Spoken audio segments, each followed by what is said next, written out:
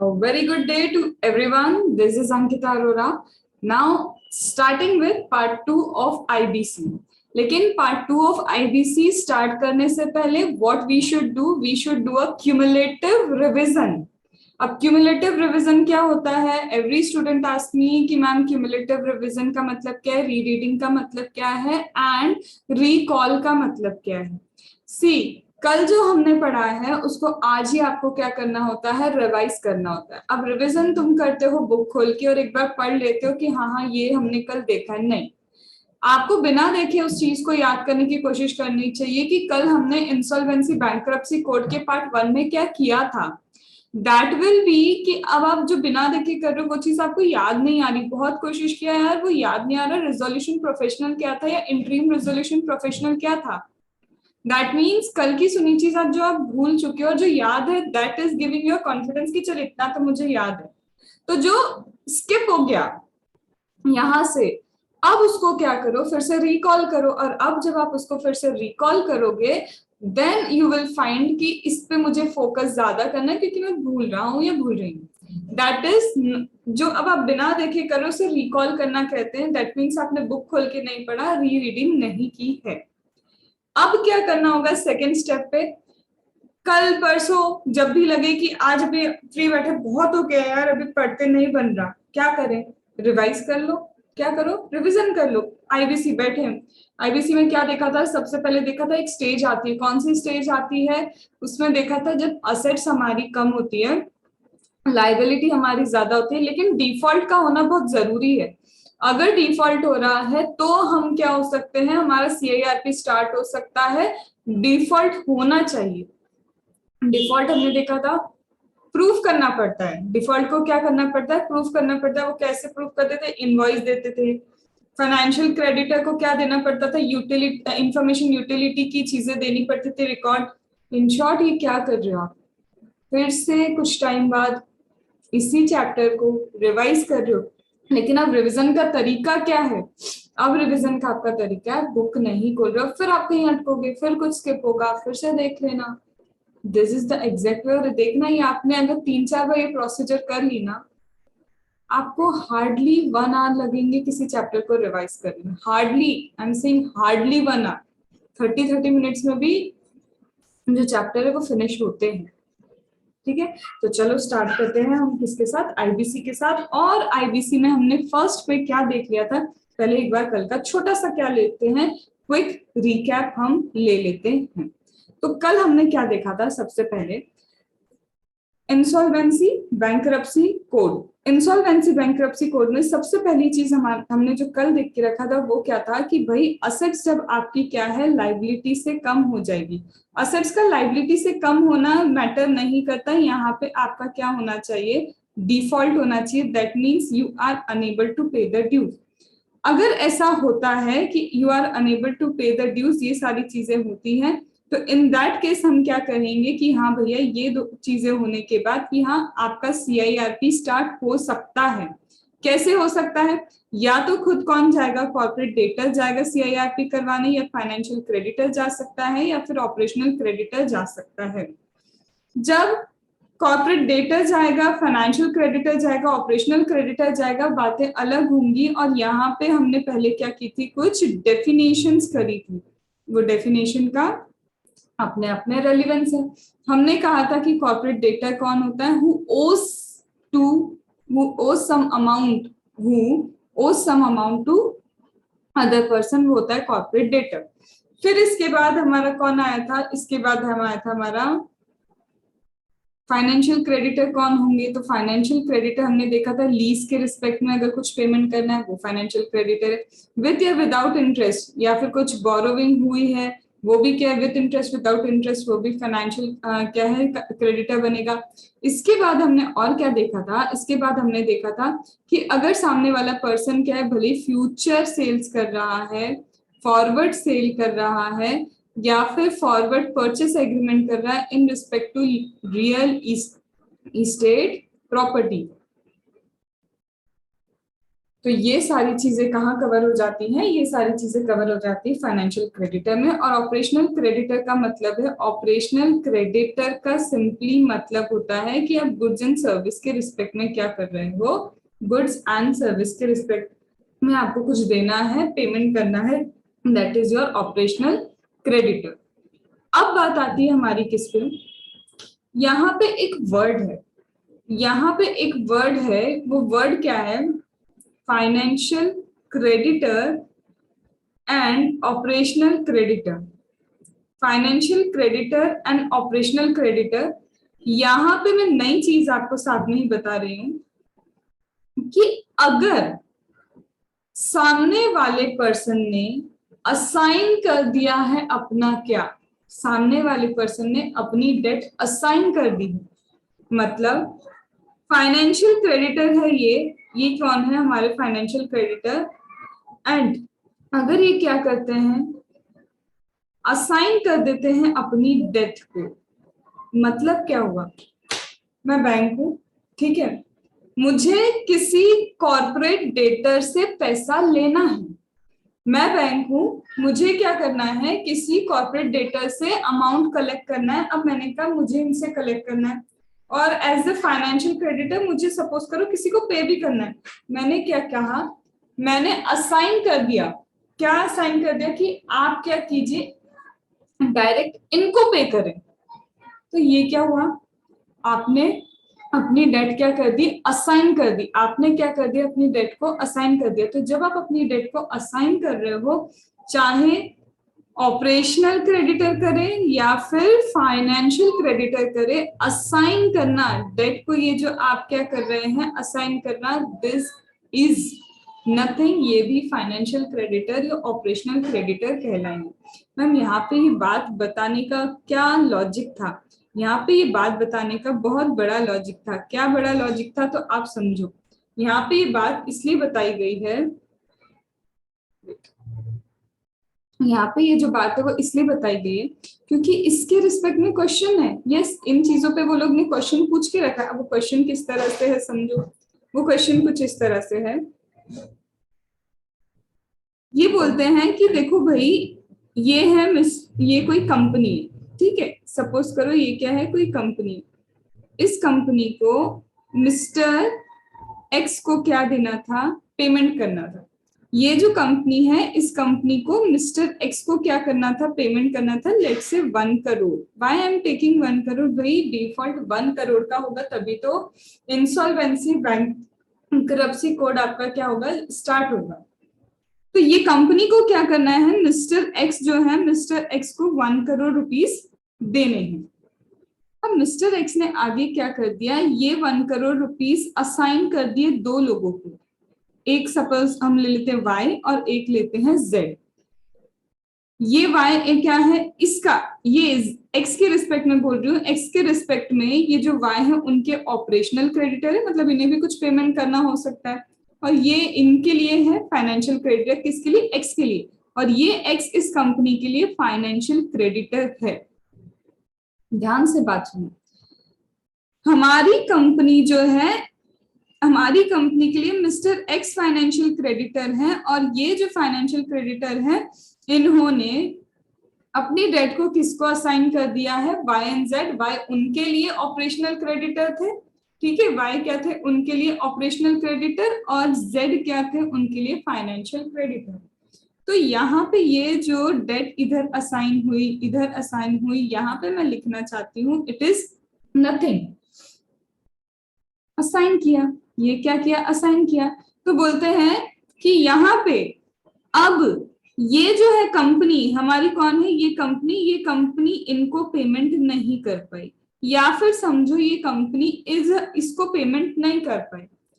तो क्या ये फाइनेंशियल क्रेडिटर या फिर ये ऑपरेशनल क्रेडिटर, ये फाइनेंशियल क्रेडिटर या फिर ये ऑपरेशनल क्रेडिटर, क्या ये जा सकते हैं CIRP इनिशिएट कराने के लिए, तो बिल्कुल जा सकते हैं।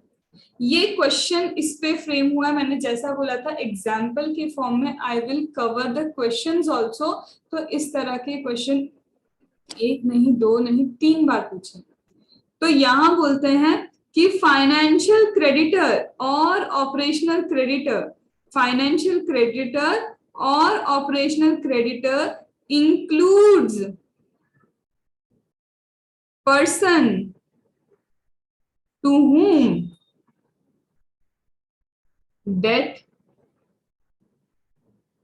assigned। अब इसका मतलब क्या हुआ मैम, अगर ऐसा लिख रहे हो कि includes a person to whom debt assigned, अरे भाई अगर फाइनेंशियल क्रेडिटर में इन पर्सन को इंक्लूड कर रहे हो जिसको आपने इस डेट को असाइन किया है, इसका मतलब financial creditor and operational creditor जा सकते थे। कहाँ जा सकते थे? सीआईआरपी इनिशिएट कराने के लिए। तो ये भी, ये जो पर्सन है जिनको ये डेट को क्या किया है, असाइन किया, ये भी तो जा सकते हैं। दे शेल में जैसा भी केस होगा तो वो जा सकते हैं।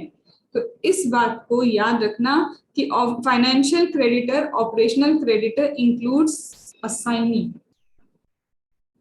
यहाँ पे एक बात याद रखो, लॉ जब पढ़ रहे हो ना, अभी आप मुझे सुनो, मैं आपको सारे वर्ड टू वर्ड चीजें समझा रही हूँ, बट रीडिंग मैंडेटरी होती है।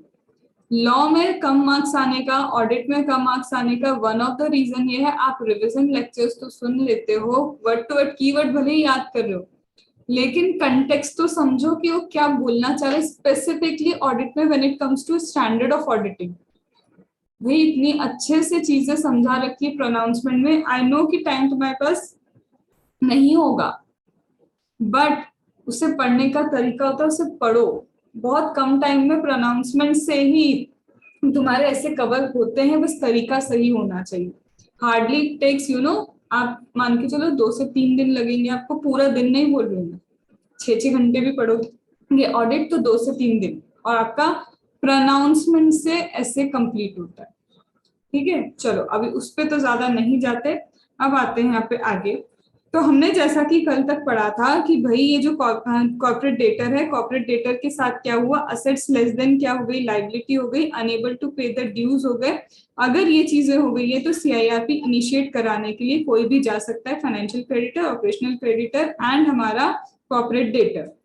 जब फाइनेंशियल क्रेडिटर जाएगा तो उसे क्या देना होगा, रिकॉर्ड देना होगा यूटिलिटी, इंफॉर्मेशन यूटिलिटी का, जहां पे ये सारे क्या डालते हैं, डिटेल्स डालते हैं कि हाँ भाई हमारा क्रेडिटर ये, हमारा डेटर ये, कल हमने ये समझा था। प्लस साथ में इन्हें इंसॉल्वेंसी रिजोल्यूशन प्रोफेशनल, आपका इंट्रीम कौन होने वाला है वो भी आपको क्या करना पड़ेगा, प्रपोज करना पड़ेगा कि कौन सा आपका प्रपोज्ड इंसॉल्वेंसी रिजोल्यूशन प्रोफेशनल होने वाले हैं।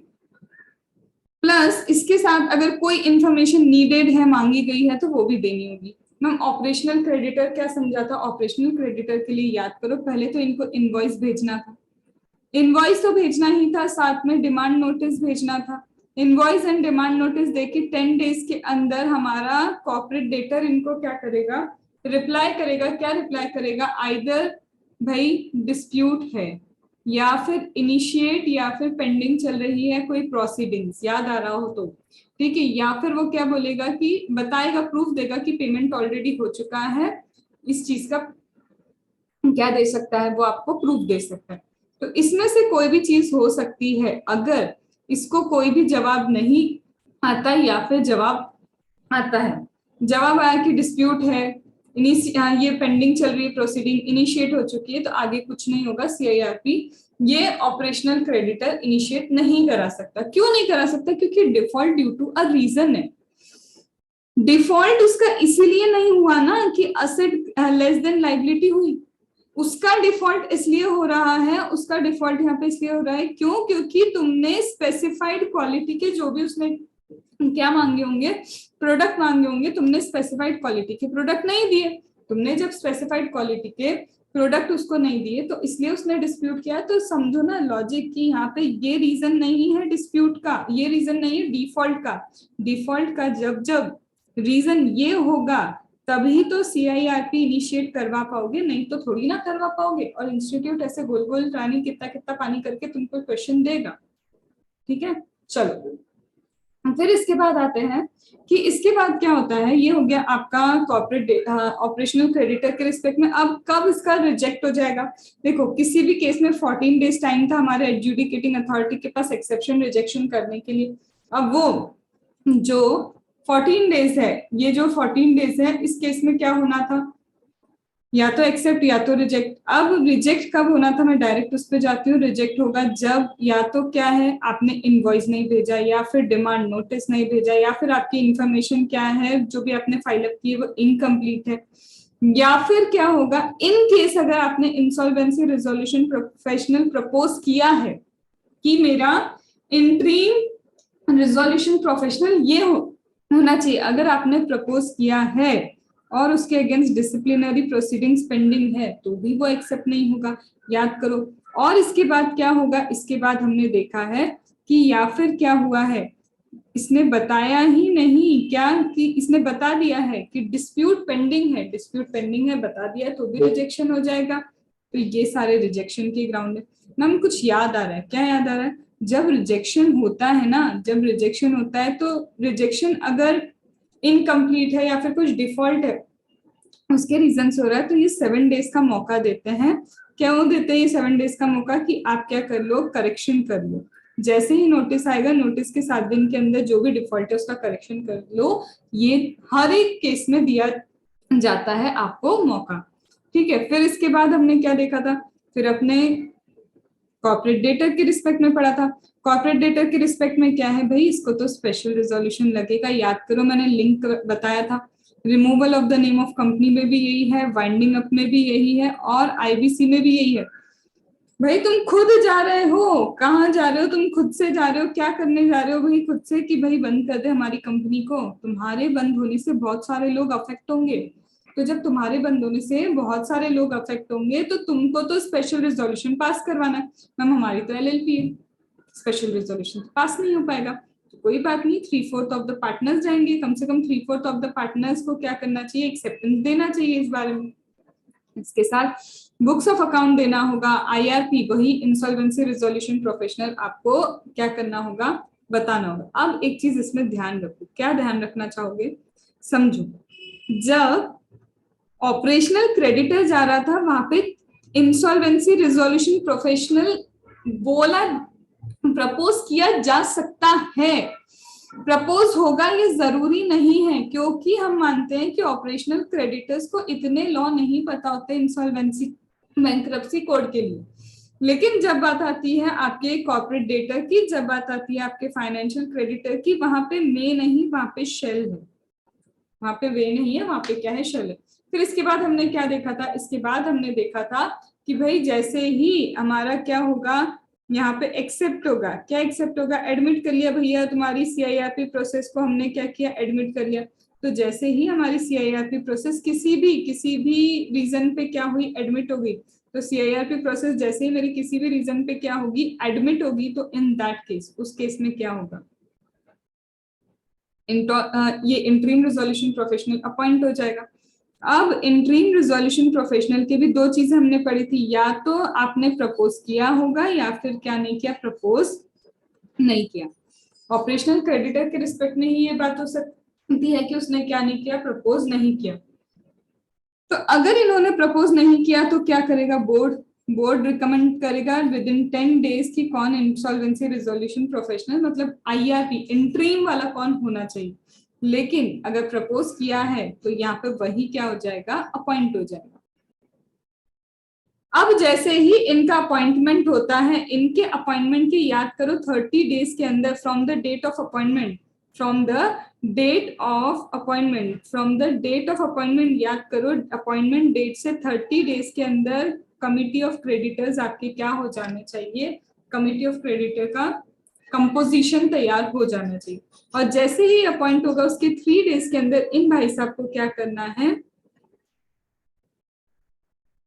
पब्लिक नोटिस इशू करना है। मैम ये पब्लिक नोटिस किस चीज का है, ये पब्लिक नोटिस है कि भाई ये है हमारे कॉर्पोरेट डेटा जिनका क्या होने वाला है, इंसॉल्वेंसी रिजोल्यूशन प्रोसेस स्टार्ट होने वाली है। यहाँ पे क्लेम इनवाइट करेगा ये कि लाओ भैया क्लेम्स ला दो, फिर लास्ट डेट बताएगा क्लेम की। अगर आपने डिफॉल्ट मतलब गलत क्लेम दिए हैं, मिसलीडिंग क्लेम दिए हैं, तो डिफॉल्ट वाले क्लेम के लिए पेनाल्टी क्या होगी वो बताएगा। फिर उसके बाद कब लास्ट डेट, जब तक क्या होगा आपका ये सीआईआरपी प्रोसेस किस दिन तक चलेगा या कब खत्म होगा, इसकी डिटेल्स आएगी। ये सारी डिटेल्स इसमें जाती है। फिर इसके बाद ये जो आपका पब्लिक नोटिस है, पब्लिक नोटिस चला गया 30 दिन के अंदर, क्या हो गया, कमिटी ऑफ द क्रेडिटर बन जाएगा। जैसे ही कमिटी ऑफ क्रेडिटर बनेगा, एडजुडिकेटिंग अथॉरिटी को बता दो कमिटी ऑफ क्रेडिटर बन गया है, और ये बनता है सारे क्लेम आने के बाद। हमने पढ़ा था कमिटी ऑफ क्रेडिटर में सारे के सारे कौन होंगे, फाइनेंशियल क्रेडिटर।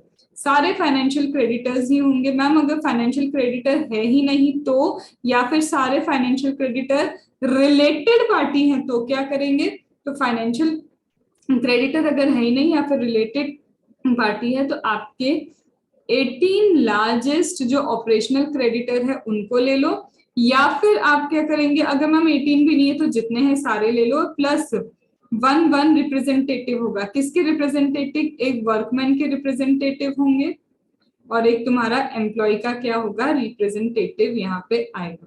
ये हो गई आपकी committee of creditor. Related party को वोट वगैरह करना मना है, तो रिलेटेड पार्टी कौन है हमारी, रिलेटेड पार्टी को एक बार हम चेक कर लेते हैं भैया रिलेटेड पार्टी कौन है। तो रिलेटेड पार्टी हमने देखा था आपके डायरेक्टर, आपके पार्टनर, आपके केएमपी, और इनके क्या होंगे रिलेटिव, ये हमारे क्या नहीं बन सकते हमारे लिए, हमारे फाइनेंशियल क्रेडिटर अगर ये हैं तो हमारी कंपनी ऑफ क्रेडिटर की मीटिंग जो होगी, जो कमिटी ऑफ द क्रेडिटर है उसमें ये रिप्रेजेंट नहीं कर सकते, ये वोट नहीं कर सकते। देन इसके अलावा ऐसी कोई एलएलपी, ऐसी कोई फर्म जिसमें ये डायरेक्टर मैनेजर पार्टनर क्या है, खुद पार्टनर्स हैं, नहीं चलेगा उस एलएलपी फर्म का। अगर आप वो आपकी फाइनेंशियल क्रेडिटर है तो वोट नहीं कर सकती। या फिर कोई प्राइवेट कंपनी या फिर कोई पब्लिक कंपनी, प्राइवेट कंपनी जिसमें मोर देन 2% शेयर कैपिटल, और पब्लिक कंपनी जिसमें more than 2% issued share capital.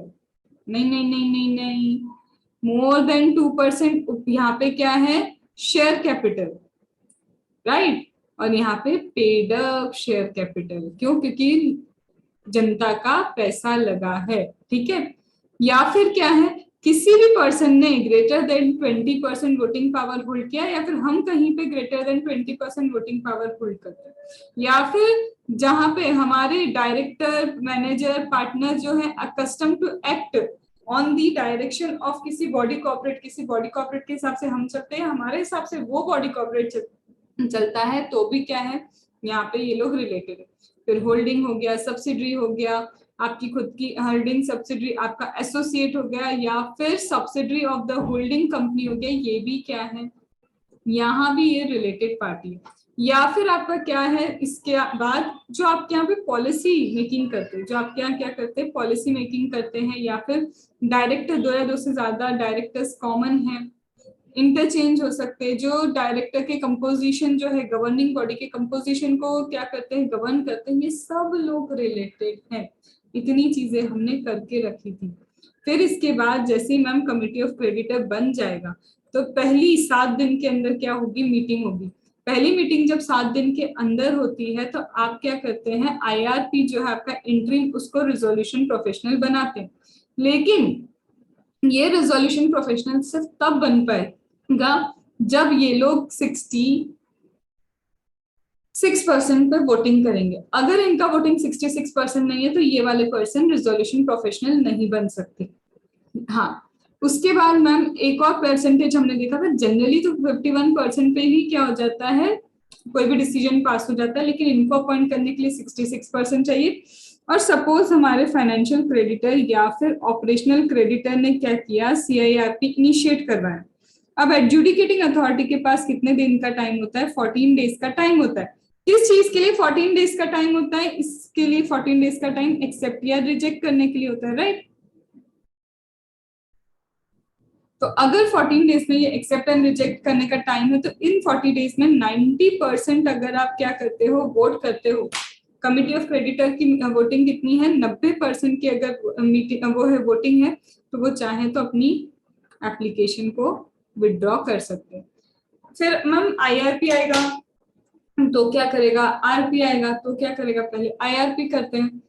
IRP आएगा तो मैनेजमेंट उनके हाथ में होगा। कोई भी अगर मतलब कुछ भी किसी को बताना है, जैसे ऑफिसर को हमको बताना होता है ना, हमने ये काम किया वो काम किया, रिपोर्टिंग जिसको बोलते हैं वो आईआरपी को होगी। जितनी भी असेट्स है वो सब अब किसके कस्टडी में है, आईआरपी के कस्टडी में है। सेम काम आरपी को भी करना होता है, लेकिन आरपी तो तब आएगा ना जब आपका क्या होगा, एक्सेप्ट होगा ये एप्लीकेशन, और एक्सेप्ट होने के बाद 66% लोग हाँ करेंगे तब आरपी आएगा। क्योंकि मैम अगर 66% ने हाँ नहीं किया तो क्या होगा, तो इसका मतलब आपको आपके इंटरिम रिजोल्यूशन प्रोफेशनल को रिप्लेस करने की जरूरत है। रिप्लेस करोगे, बोर्ड के पास जाओगे कि भाई कमिटी ऑफ क्रेडिटर ने तो मना कर दिया कि इनको हमें अपॉइंट नहीं करना, अब क्या करें। तो कमिटी ऑफ क्रेडिटर ने मना किया तो बोर्ड विद इन 10 डेज आपको रिकमेंडेशन देगा, तब तक इन 10 दिनों तक हमारा पुराना इंटरिम रिजोल्यूशन प्रोफेशनल ही कंटिन्यू करेगी।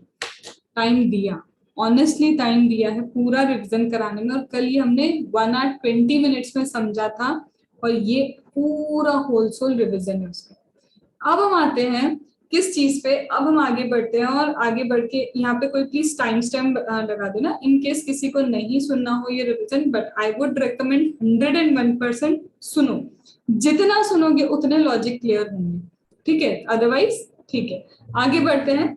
अब क्या हुआ, हमने कल एक बात समझी थी कि मैम यहाँ पे मुझे रिजोल्यूशन प्रोफेशनल अपॉइंट करना है, बात सही है, लेकिन ये रिजोल्यूशन प्रोफेशनल वो रिजोल्यूशन प्रोफेशनल हो सकता है जो eligible to be appointed as an independent director.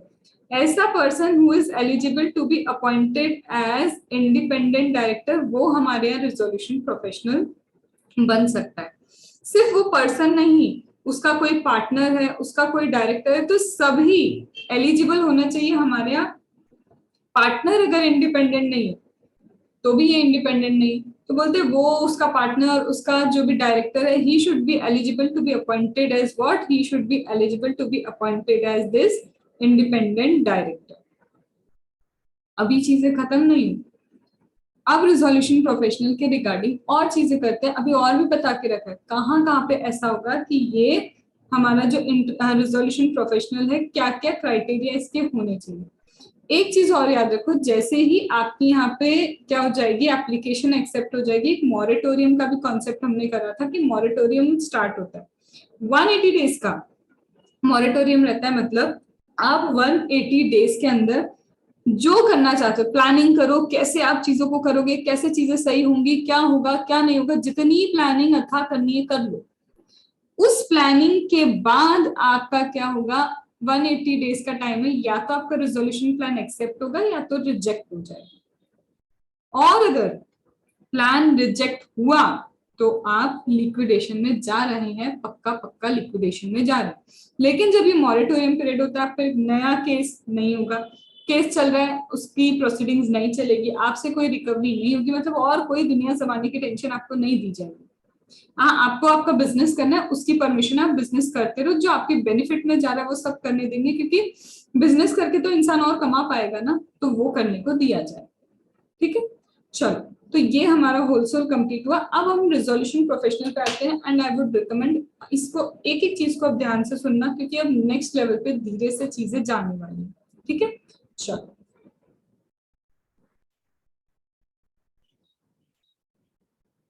so here it is, appointment of resolution professional.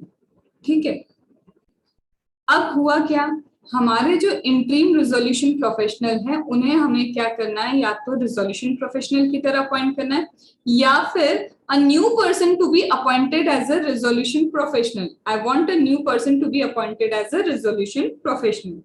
Now, if you want a new person to be appointed as a resolution professional, that also okay. And if you want the old one as a resolution professional, that also okay. But यहाँ पे इन्हें fees देनी पड़ेगी। Fees जो भी देनी पड़ेगी, that is included in insolvency resolution process cost. जो भी आपकी इंसॉल्वेंसी रिजोल्यूशन कॉस्ट होगी उसमें ही इसे इंक्लूड किया जाएगा, और इसका रेलेवेंस अभी जब हम लिक्विडेशन के time distribution of the asset करते हैं तो डिस्ट्रीब्यूशन ऑफ द असेट में समझ में आएगा कि इंसॉल्वेंसी रिजोल्यूशन प्रोफेशनल कॉस्ट जो है उसको क्यों बोला है कि इसमें इसे इंक्लूड करना है, क्योंकि इसे प्रायोरिटी दी जाती है, समझेंगे। तो इसे क्या दी जाती है प्रायोरिटी, सबसे पहले पेमेंट इनको होता है, क्रेडिटर्स को पे करने से पहले भी प्रोपोर्शनेट इसमें जाता है, ये चीजें अब आपको समझ में आएगी।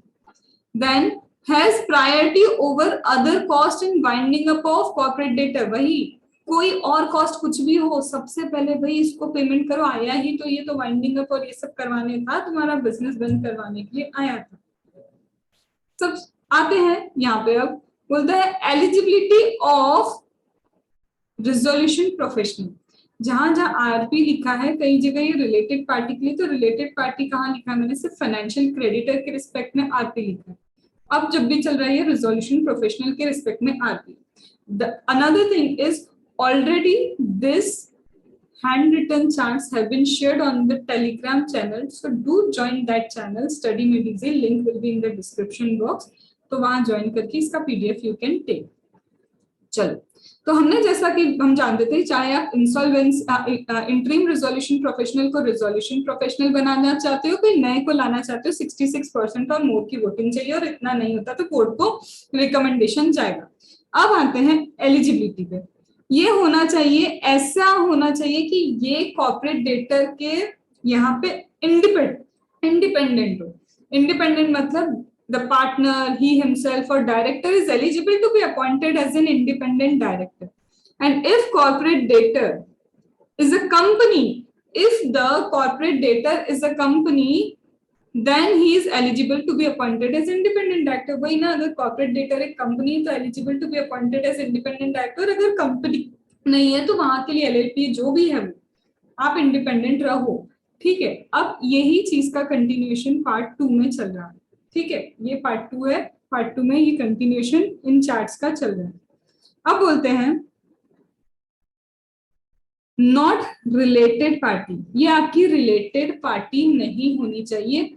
सेक्शन नंबर 2 सेक्शन 2 सबसेक्शन 77 आपकी रिलेटेड पार्टी के बारे में बोलता है, तो वहां पे आपको क्या बोलता है कि ये आपका रिलेटेड पार्टी नहीं होना चाहिए। रिलेटेड पार्टी मतलब स्पाउस, रिलेटेड पार्टी मतलब मदर फादर, रिलेटेड पार्टी मतलब सन डॉटर, रिलेटेड पार्टी मतलब ब्रदर एंड सिस्टर, ठीक है।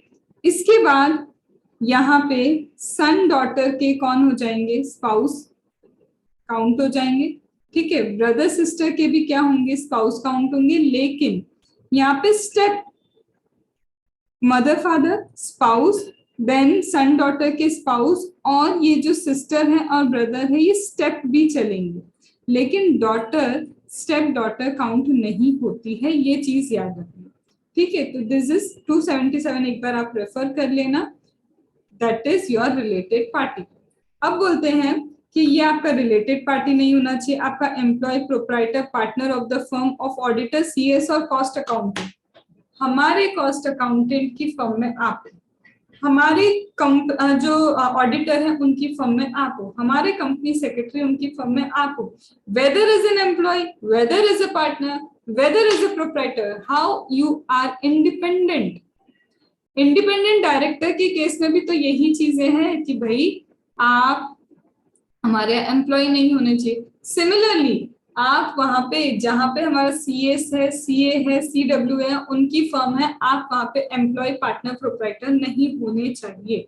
कितने साल, लास्ट 3 फाइनेंशियल ईयर्स चेक करेंगे, लास्ट 3 फाइनेंशियल ईयर में you should not be the employee proprietor partner.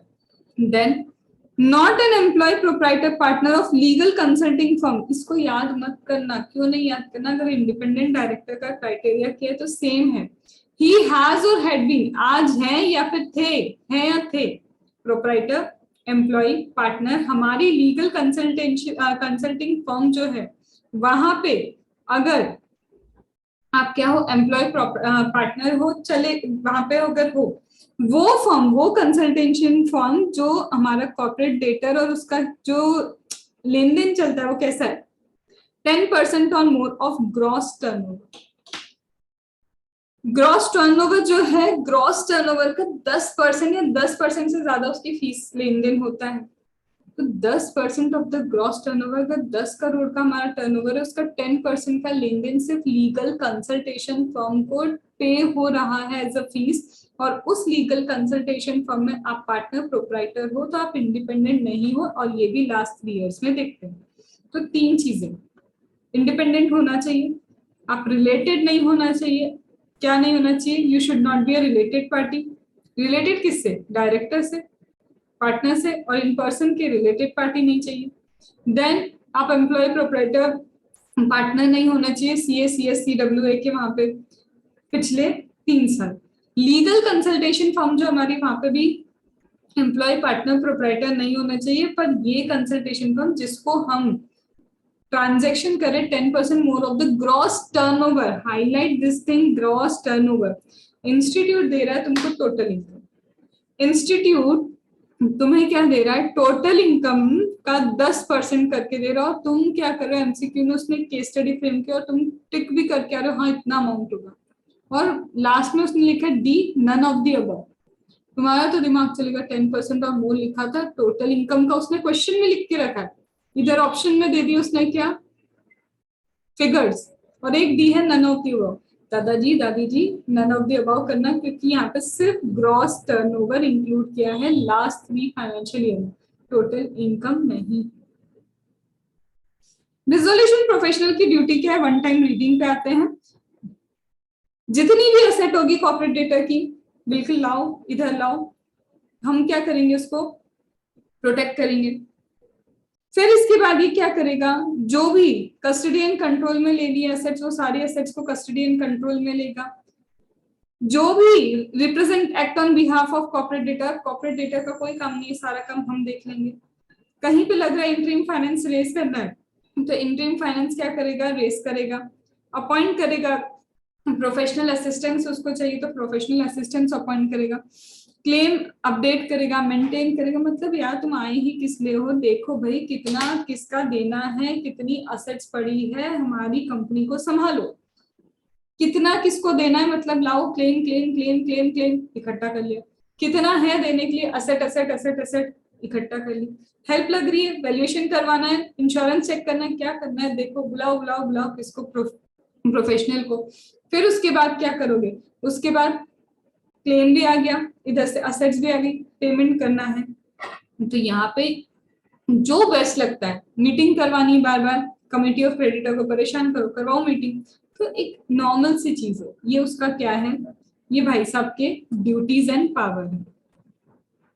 Now अब फिर से रिप्लेसमेंट ऑफ आरपी, हमारी कमिटी ऑफ क्रेडिटर को लगता है नहीं, ये भी नहीं जमा, मतलब resolution professional have been appointed, but इन्हें लगता है कि नहीं ये रिजोल्यूशन प्रोफेशनल काम का नहीं है, तो रिजोल्यूशन प्रोफेशनल को committee of creditor again 66% of the vote से रिप्लेस करेंगे।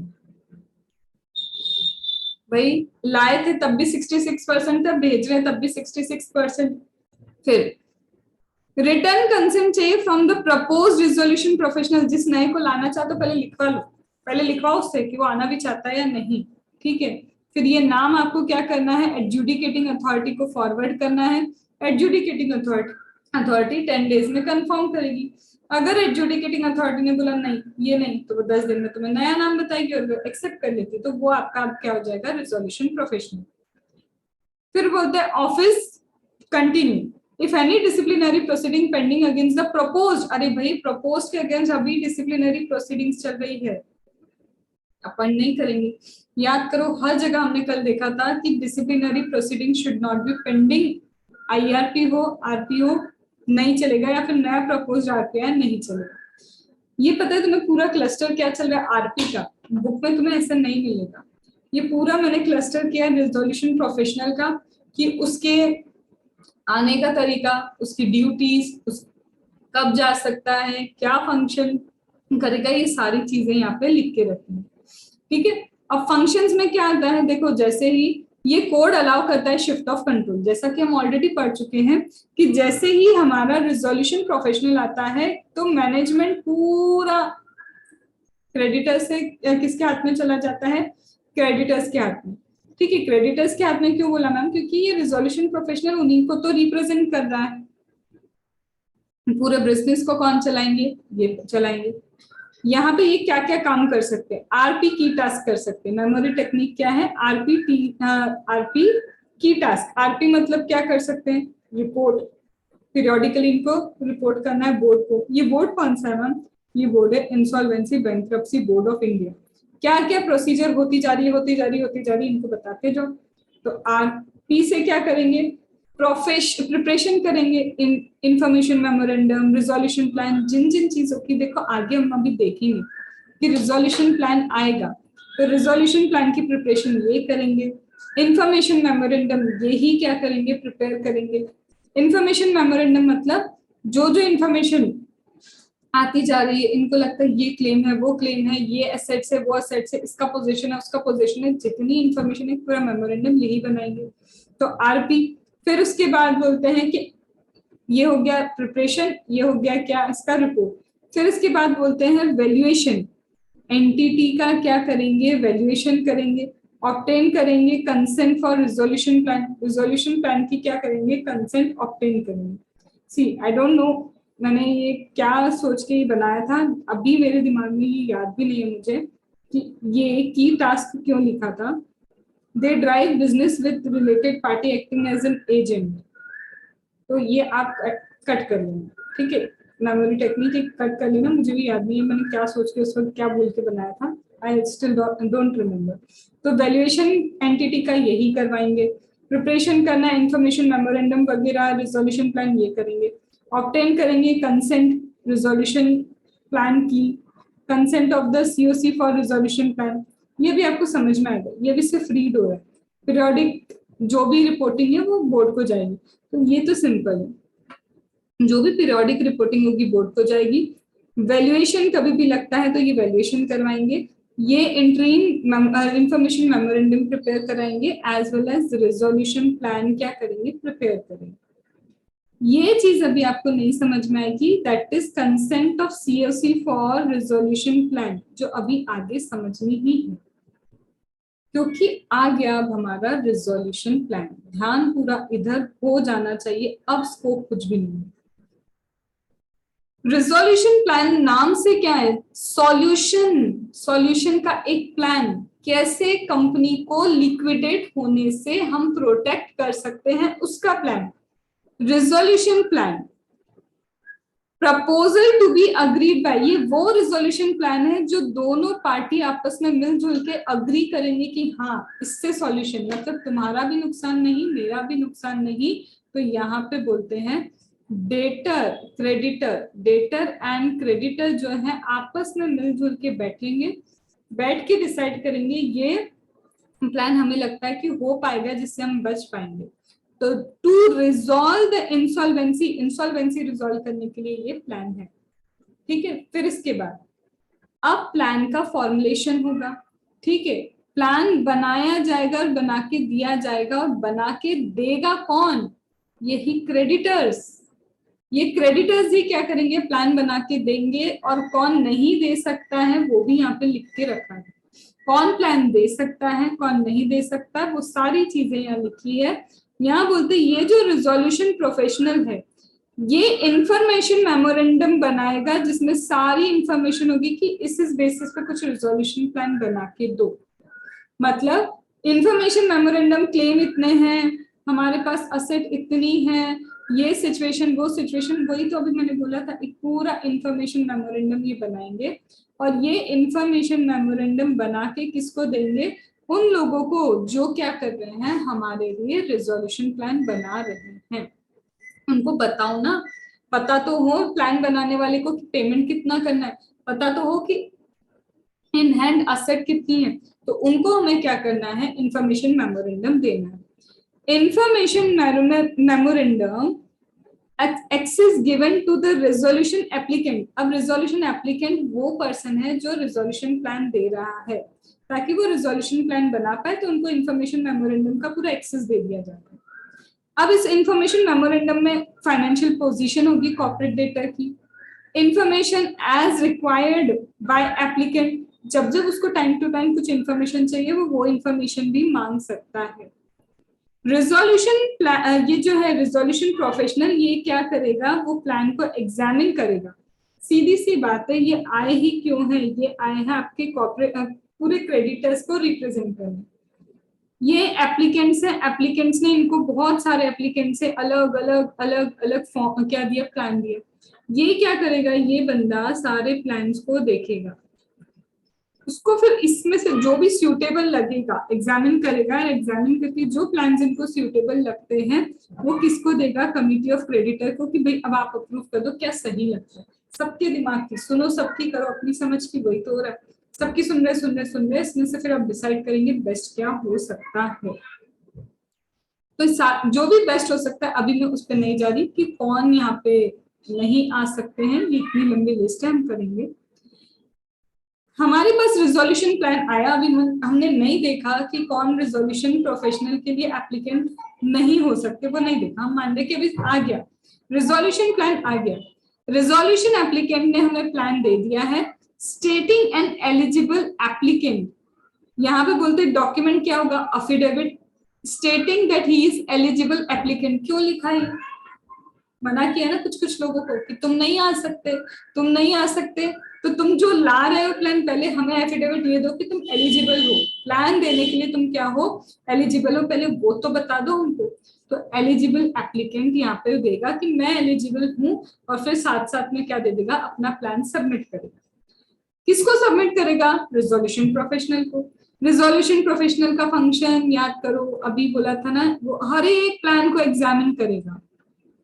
क्या अब कंफर्म कर रहा है, वो प्लान चेक कर रहा है, मैंने बोला ना प्लान को एग्जामिन करेगा, हर एक प्लान को चेक करेगा, क्या क्या चेक करेगा उन प्लानिंग में, ये बहुत सारी चीजें छोटी छोटी, वो चीजों को चेक करेगा। कर रहे हैं अभी ये, चलो उसने चेक कर लिया, पढ़ लिया एक एक प्लान को, हाँ भैया ये सब सही है। अब ये जो प्लान इसके पास आया है, ये प्लान वो किसको भेजेगा, पूरी चीजें चेक करने के बाद, आफ्टर देख लिया कि हाँ सारी चीजें सही है, ये कमिटी ऑफ क्रेडिटर को देगा। किसको देगा, committee of creditor. Committee of creditor इसमें से क्या करेंगे, प्लान एक्सेप्ट करेंगे जो उनको सही लगता है। तो प्लान जैसे ही क्या हो गया, सबमिट हो गया, सबमिशन ऑफ द प्लान हुआ। अब प्लान का सबमिशन किसके पास जाएगा, अप्रूवल के लिए जाएगा। किसके अप्रूवल के लिए जाएगा, पहले कमिटी ऑफ क्रेडिटर्स, और इन कमिटी ऑफ क्रेडिटर्स ने भी किसी प्लान को चूज कर लिया। अब ये जो प्लान है, ये या तो आगे अप्रूव होगा या रिजेक्ट होगा, मतलब अब हम एडजुडिकेटिंग अथॉरिटी को दे रहे हैं ये plan. Procedure after submission of resolution plan, approval of resolution plan जैसे ही सबमिट होगा, अप्रूवल की जरूरत है, पहले कमिटी ऑफ क्रेडिटर ने चूज कर लिया कौन सा प्लान बेस्ट है।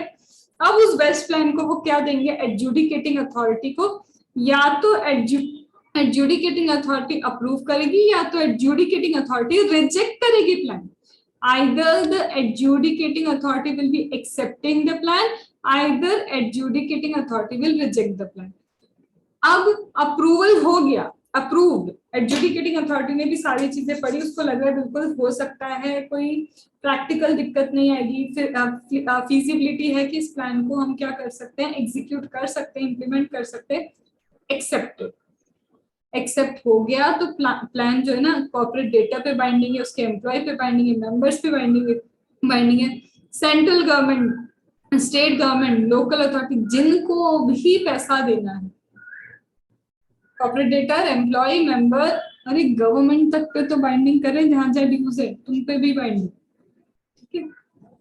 लेकिन मैम प्लान हुआ रिजेक्ट, प्लान अगर रिजेक्ट हुआ है तो क्या, अगर सपोज करो, सबसे पहली चीज, अगर प्लान रिजेक्ट हुआ तो कोई बात नहीं, लेकिन मैम प्लान अप्रूव हो गया और कुछ लोग ऐसे हैं जिनको तकलीफ हो गई इस प्लान के एक्सेप्टेंस से, होगी भाई, बहुत सारे लोगों ने रिजोल्यूशन प्लान भेजे थे, उसमें से तुमने इस कमिटी ऑफ क्रेडिटर एक बेस्ट प्लान एक्सेप्ट कर लिया, उसको तुमने एडजुडिकेटिंग अथॉरिटी के पास भेजा और एडजुडिकेटिंग अथॉरिटी ने भी एक्सेप्ट कर लिया। अब कुछ लोगों को तो तकलीफ होगी ना, जिन्होंने अपने प्लान अलग बना के भेजे थे, उनके अकॉर्डिंग वही होना चाहिए था, तकलीफ, तो तकलीफ के केस में क्या होगा, आपकी अपील जाएगी एनसीएलएटी को। आप एनसीएलएटी को क्या कर सकते हो, अपील कर सकते हो, लेकिन वो केसेस क्या है, अगर ये plan contravention to the provision of any law, not only IBC law, किसी भी लॉ के अंडर अगर ये प्लान क्या है, कॉन्ट्रावेंट कर रहा है, तो जिसको तकलीफ हो रही है, तकलीफ का reason contravention to the provision of any law है, अगर contravention to the provision of any law है तो जाओ, चले जाएगा। Then material irregularity in exercising the power by resolution professional during insolvency resolution period. तकलीफें आ रही है, बड़ा इरेगुलरिटी हो रही है, लिखा क्या है प्लान में, हमारा रिजोल्यूशन प्रोफेशनल वैसे काम नहीं कर पा रहा, material irregularity in exercising the power, दिखने में प्लान ऐसा था कि हो जाएगा, अब नहीं लग रहा हो पाएगा, तो या तो रिजोल्यूशन प्रोफेशनल नहीं कर पा रहा, या फिर दिख रहा है कि प्रैक्टिकल सुनने में लग रहा था लेकिन हो नहीं पा रहा, तो भी कहाँ जा सकते हो बोलने कि भैया अपील। या फिर ऑपरेशनल क्रेडिटर्स जो है उनकी डेट तो है ही नहीं इसमें, अरे ये हो गया ना इंपॉर्टेंट पॉइंट। हमने पढ़ा था कमिटी ऑफ क्रेडिटर जो है, कमिटी ऑफ क्रेडिटर में सिर्फ फाइनेंशियल क्रेडिटर होंगे इन केस अगर फाइनेंशियल क्रेडिटर हैं and they are not the related party. हमने बोला था कि यहाँ पे यही तो डाउट आया था मैम, फाइनेंशियल क्रेडिटर को ले लिया, ऑपरेशनल क्रेडिटर के राइट्स कहाँ गए, तो यहाँ पे वही, जब यहाँ पे हमारा रिजोल्यूशन प्रोफेशनल क्या करेगा, ये सारे प्लान देख रहा होगा ना, वो प्लान में ये चीज चेक करेगा क्या प्लान में ध्यान रखा गया है ऑपरेशनल क्रेडिटर के बातों को, कि ऑपरेशनल क्रेडिटर को उसका पैसा मिलेगा। तो अगर प्लान में ये जो ऑपरेशनल क्रेडिटर है प्लान प्रोवाइड ही नहीं कर रहा भैया कि उसको पेमेंट होनी चाहिए, तो प्लान के अगेंस्ट में अपील होगी, तो राइट प्रोटेक्टेड है ऑपरेशनल क्रेडिटर का भी। ठीक है, फिर इंसॉल्वेंसी रिजोल्यूशन प्रोसेस कॉस्ट, अरे ये तो प्रायोरिटी थी सबसे पहले, इंसॉल्वेंसी रिजोल्यूशन प्रोसेस कॉस्ट को ही तो सबसे पहले लेना चाहिए था, तुमने वही नहीं ली। हम जाएंगे एनसीएलटी के पास, तो दिस आर द केसेस जब आप कहाँ जा सकते हो, एनसीएलटी के पास जा सकते हो। प्लान या तो एक्सेप्ट होगा, प्लान या तो रिजेक्ट होगा। एक्सेप्ट हुआ तो कुछ लोगों को दिक्कत होगी क्योंकि रेगुलेटरी है, या फिर contravention to the provision of the act है, या फिर हमारा वो ऑपरेशनल क्रेडिटर का क्या हुआ, इंसॉल्वेंसी रेजोल्यूशन प्रोसेस कॉस्ट का क्या हुआ। ठीक है, जब भी ये प्लान आएगा, ये प्लान बाइंडिंग होगा कॉर्पोरेट डेटर पे, एम्प्लॉय पे, मेंबर पे या गवर्नमेंट वगैरह सब पे ही। ठीक है, फिर ma'am approval under any law with in 1 year from the approval of the plan. यहाँ बोलते हैं कि देखो प्लान अप्रूव हो गया, अब किसी लॉ में मैम अप्रूवल लेना पड़ गया, लॉ में मतलब अदर लॉ में अप्रूवल लेना पड़ गया, तो ये एग्जीक्यूट कब से होगा, ये प्लान एग्जीक्यूट कब से होगा, तो पहले 1 year फ्रॉम अप्रूवल, क्या ले लो 1 year फ्रॉम रिजोल्यूशन प्लान जैसे ही अप्रूव हुआ, आपका रिजोल्यूशन प्लान जैसे ही अप्रूव हुआ वहां से 1 साल के अंदर अप्रूवल ले लो, या फिर period provided in the law, law में जितना टाइम दिया है 3 महीने के अंदर अप्रूवल लेना है, तो 3 महीने बाद ही आपका क्या हो जाएगा, रिजोल्यूशन प्रोसेस, पूरा प्रोसेस स्टार्ट हो जाएगा। तो ये कब एप्लीकेबिलिटी चालू होती है इस रिजोल्यूशन प्लान की, भाई रिजोल्यूशन प्लान बन गया तो रिजोल्यूशन प्लान को अप्लाई करना है, कब अप्लाई करोगे, 1 साल के अंदर मैम एक्सेप्टेंस लेना पड़ता है, या फिर जो टाइम दिया है whichever is later not earlier.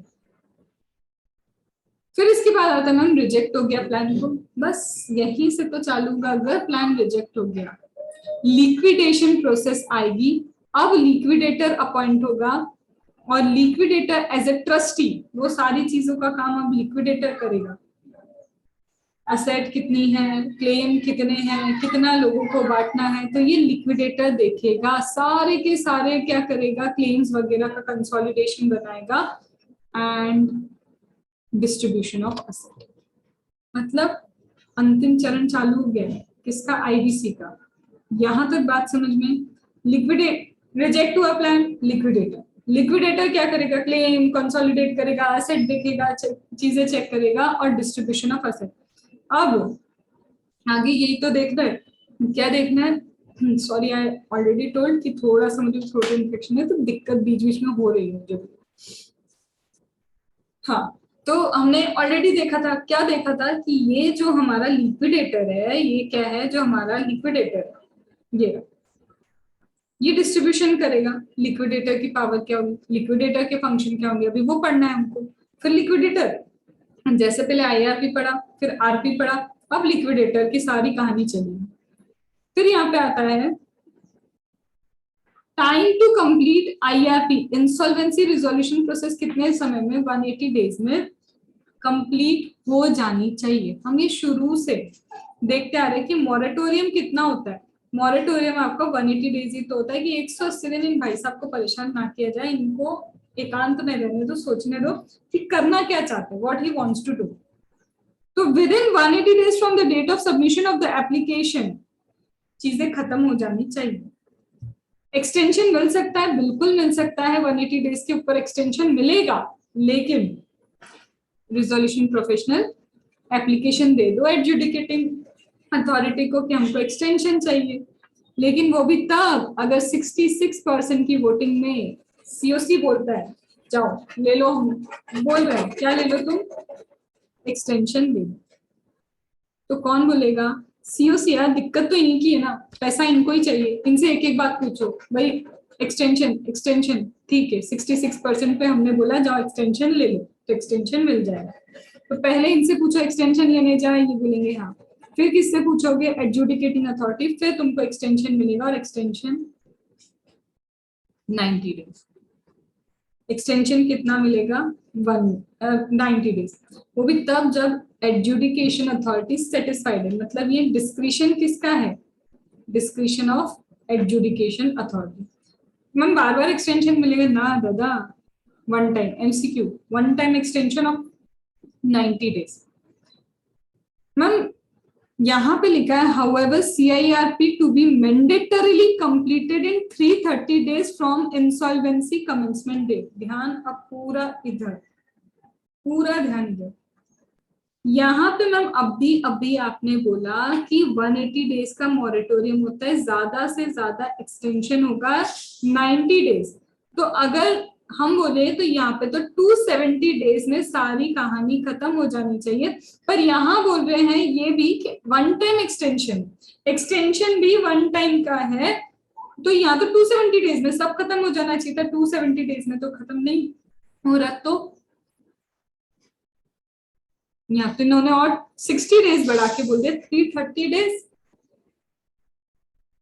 वो इसलिए कि अगर कोई लीगल प्रोसीडिंग्स बीच बीच में चल रही तो कई बार स्टे वगैरह आता है, तो ये जो लीगल प्रोसीडिंग्स आपकी चल रही है, इन लीगल प्रोसीडिंग्स के लिए और 60 डेज दिए, इसलिए इन टोटलिटी आपका क्या होना चाहिए, 330 डेज में कंप्लीशन हो जाना चाहिए।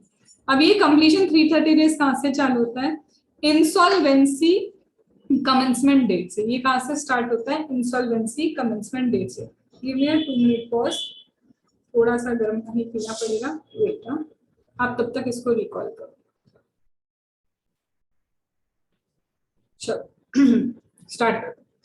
तो यहाँ पे बोलते हैं कि 330 डेज में एनी हाउ आपका पूरा प्रोसीजर खत्म हो जाना चाहिए फ्रॉम 330 डेज कहाँ से, commencement date, insolvency commencement date. अब इंसॉल्वेंसी कमेंसमेंट डेट क्या, हमने सीआईआरपी के लिए अप्लाई किया, सीआईआरपी के लिए अगर हमने अप्लाई किया है तो उस दिन से when the application for CIRP में, लेकिन सीआईआरपी के लिए अप्लाई किया और हमारा इंटरिम रिजोल्यूशन प्रोफेशनल अपॉइंट नहीं हो पाया, दो केस हो सकते हैं, या तो डिसिप्लिनरी प्रोसीडिंग्स पेंडिंग थी या फिर ऑपरेशनल क्रेडिटर ने प्रपोज नहीं किया। तो जिस दिन आपका इंटरिम रिजोल्यूशन प्रोफेशनल अपॉइंट होगा उस दिन से आपकी कमेंसमेंट होगी किसकी, सीआईआरपी प्रोसेस की। ये हम ऑलरेडी देख चुके हैं, आप विड्रॉ करना चाहते हैं 90% वोट के साथ विड्रॉ कर सकते हो। अब पूरा फ्लो अगर देखें तो जैसे ही डिफॉल्ट होता है लाइबिलिटी ज्यादा होती है, असेट कम होती है, इस चक्कर में जाता है financial creditor, operational creditor, corporate debtor, adjudicating authority के पास। एडजुडिकेटिंग अथॉरिटी के पास जाने के लिए इंटरिम रिजोल्यूशन प्रोफेशनल को प्रपोज करना पड़ता है। वो क्या करेगा, आएगा, क्लेम्स वगैरह मंगवाएगा, पब्लिक नोटिस देगा, उसके बाद कमिटी ऑफ क्रेडिटर बनाएगा। कमिटी ऑफ क्रेडिटर में कौन होते हैं, फाइनेंशियल क्रेडिटर, वो नहीं है तो 18 लार्जेस्ट ऑपरेशनल क्रेडिटर, या फिर सारे के सारे रिलेटेड है तब भी यही केस होगा, एक एक रिप्रेजेंटेटिव एम्प्लॉय एंड वर्कमैन का होगा। ये अपॉइंट हो गया, कमिटी बन गई, कमिटी बनने के बाद 7 दिन के अंदर उनकी फर्स्ट मीटिंग होगी। फर्स्ट मीटिंग में क्या होगा, जो आपका इंटरिम रिजोल्यूशन प्रोफेशनल है उसको रिजोल्यूशन प्रोफेशनल बनाया जाएगा, लेकिन हो सकता है रिप्लेस भी कर दें। इसके बाद आपका रिजोल्यूशन प्रोफेशनल आएगा। रिजोल्यूशन प्रोफेशनल प्लान वगैरह के लिए एप्लीकेंट्स को बोलेगा प्लान लाओ, प्लान लाओ, प्लान लेके आए, उसमें से बेस्ट चेक करेगा। चेक करेगा क्या क्या चीजें चेक कर रहा है कि इंटरिम रिजोल्यूशन जो कॉस्ट है, सबसे पहले क्या कॉस्ट दी गई है, फिर उसके बाद यहाँ पे ऑपरेशनल कॉस्ट, ऑपरेशनल क्रेडिटर्स है उनके रिस्पेक्ट में चीजें लिखी या नहीं, उन्होंने ध्यान दिया कि नहीं कि ऑपरेशनल क्रेडिटर्स को हमें कॉस्ट पे करनी पड़ती, तो वो अभी हम डिटेल में देखेंगे वो प्लान में क्या क्या चेक करते हैं।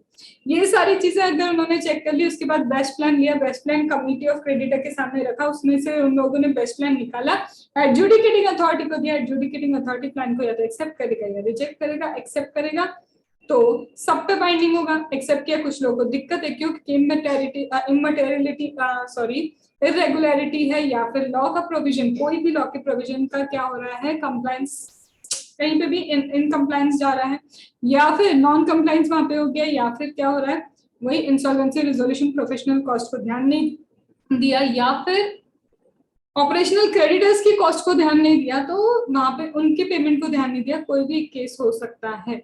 यहाँ पे रिजोल्यूशन प्रोफेशनल इंडिपेंडेंट होना चाहिए, रिलेटेड नहीं होना चाहिए। फिर हमारे ऑडिटर सीएस वगैरह की जो बातें थी, वहां पे पिछले 3 साल में प्रोप्राइटर पार्टनर या एम्प्लॉय नहीं होनी चाहिए, वो लीगल कंसल्टेशन है 10% और मोर ऑफ ग्रॉस टर्नओवर वाली बात है पिछले 3 साल में।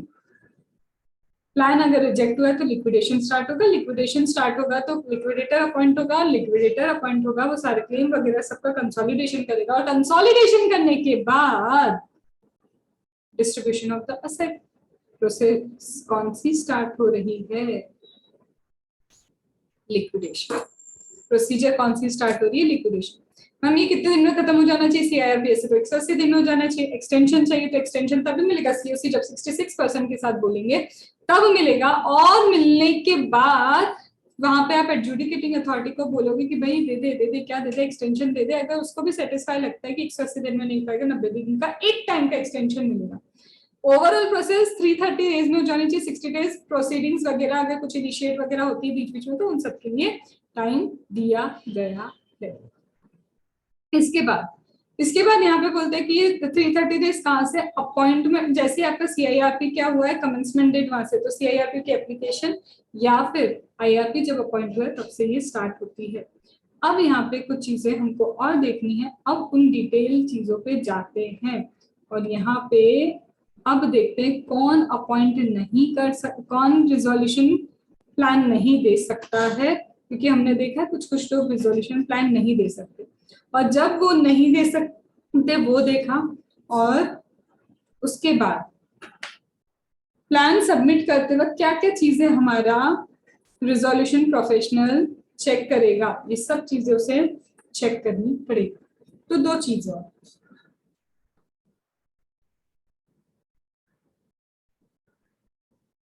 तो सबसे पहले देखो जहां जहां एक क्रक्स बता रहे, जहां जहां आप रिलेटेड हो, इन्फ्लुएंस कर सकते हो, जहां जहां आप रिलेटेड हो, आप क्या कर सकते हो, इन्फ्लुएंस कर सकते हो। तो आपके प्लानिंग में कहीं ना कहीं कॉर्पोरेट डेटर के लिए झुकाव ज्यादा होगा। आप फ्रॉड करने की, फ्रॉड नहीं बोल सकते इसको, बट हाँ कहीं ना कहीं भाई मेरा रिलेटिव है वो कॉर्पोरेट डेटर, ऐसा कुछ प्लान बनाऊं कि, समझ लो, ऐसे लोगों को ही मना किया। You are not eligible to submit the resolution plan. अब सबसे पहले भाई आप खुद तो इंसॉल्वेंट हो, भाई खुद के ठिकाने नहीं, दूसरों को संभाल लो, खुद को संभाल लो पहले। विलफुल डिफॉल्टर आरबीआई ने आपको घोषित किया है, you are a wilful defaulter. RBI आपको डिफॉल्टर बोल रहा है और आप किसी और के फॉल्ट सुधारने में लगे हो, तो 2 चीजें, या तो खुद इंसॉल्वेंट हो या खुद डिफॉल्टर हो। आरबीआई याद रखो, सेबी बोल रहा है डिफॉल्टर नहीं चलेगा, कोई और एक बोलता है नहीं चलेगा, आरबीआई बोलता है यू आर द डिफॉल्टर। तभी person himself at the time of submission of resolution plan or account of the corporate debtor is under management or control, or account of promoter is classified as NPA as per RBI guidelines or the guidelines of financial sector regulator under any law. Person himself at the time of submission of resolution plan. Plan submit करते वक्त मैं plan submit कर रही हूँ और मेरा ही account NPA हो रखा है कहीं पे, या फिर corporate debtor, account of corporate debtor is management and control.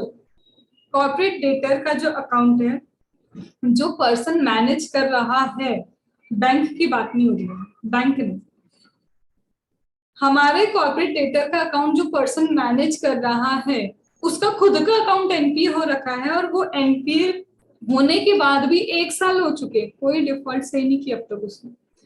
या तो खुद मैं खुद मेरा ही account, I am not corporate debtor, मैं जो रिजोल्यूशन प्लान दे रही हूँ मेरा अकाउंट ऑलरेडी एनपीए हो गया, या फिर जो हमारे कॉर्पोरेट डेटर के अकाउंट को मैनेज करता है, कंट्रोल करता है, उसका अकाउंट एनपीए हुआ, या फिर हमारे प्रमोटर का अकाउंट एनपीए हो गया।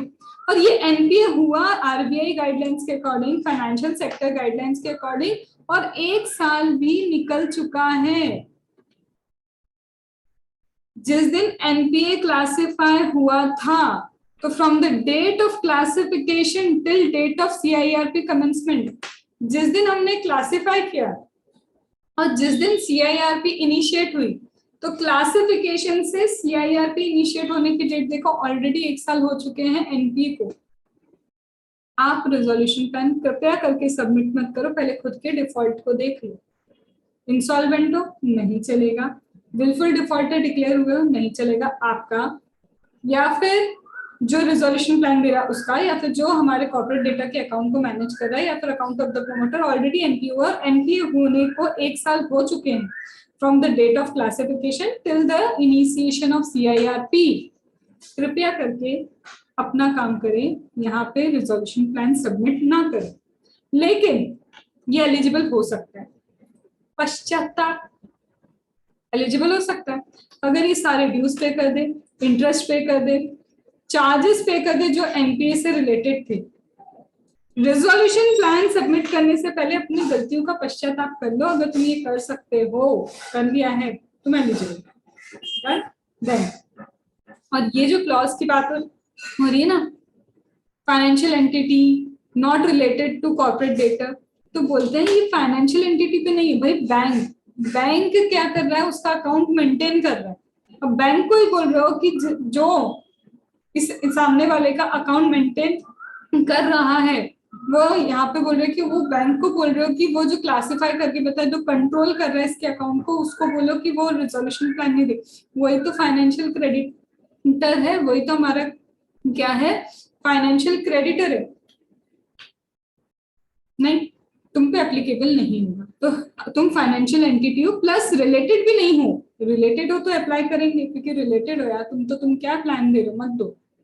तो हे फाइनेंशियल एंटिटी, ऑल्दो हमारे कॉर्पोरेट डेटर का अकाउंट तुम कंट्रोलर मेंटेन कर रहे हो, मैनेज कर रहे हो, पर तुम फाइनेंशियल एंटिटी हो, चलेगा। और दूसरी कंडीशन एंड है, तुम रिलेटेड भी नहीं हो उससे, चलेगा, कोई दिक्कत नहीं है। मैम रिलेटेड पार्टी हमने कहा देखा, वो याद करो, रिलेटेड पार्टी की लंबी चौड़ी डेफिनेशन ये वही। फिर और कोई जिसने कोई गुनाह किया, ऑफेंस किया, इम्प्रिजनमेंट हो गई, कितनी, 2 साल या उससे ज्यादा, और किसी और लॉ में 7 साल या उससे ज्यादा। मैम ये 12th शेड्यूल क्या है, आपको ये 12th शेड्यूल एक बार रीड करना है, बहुत सारे एक्ट दिए, 28 समथिंग एक्ट दिए, वन टाइम रीडिंग करना है। तो 12th शेड्यूल के एक्ट में 2 साल या उससे ज्यादा का आपको क्या हुआ है, इम्प्रिजनमेंट, और किसी और लॉ में 7 साल या उससे ज्यादा का इम्प्रिजनमेंट है। 7 ईयर्स अगर मैं तुम्हें लिंक कराऊं तो एग्जीक्यूटिव डायरेक्टर याद करो, 7 ईयर्स आपको अगर क्या हुआ जेल, ना आप एग्जीक्यूटिव डायरेक्टर बन सकते हो, ना नॉन एग्जीक्यूटिव डायरेक्टर बन सकते हो, बन ही नहीं सकते। लिंक करवा रही हूँ सिर्फ। तो किसी लॉ में अगर आपको किसी भी लॉ में 7 साल या उससे ज्यादा की जेल हुई, या फिर 12th शेड्यूल में 2 साल या उससे ज्यादा की जेल हुई, रहने दूंगी।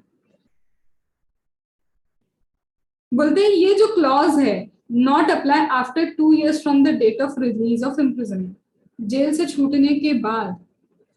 एग्जीक्यूटिव डायरेक्टर तो आप लाइफ टाइम ही नहीं बन सकते, नॉन एग्जीक्यूटिव डायरेक्टर तो लाइफ टाइम नहीं बन सकते अगर आप 7 साल जेल चले गए तो।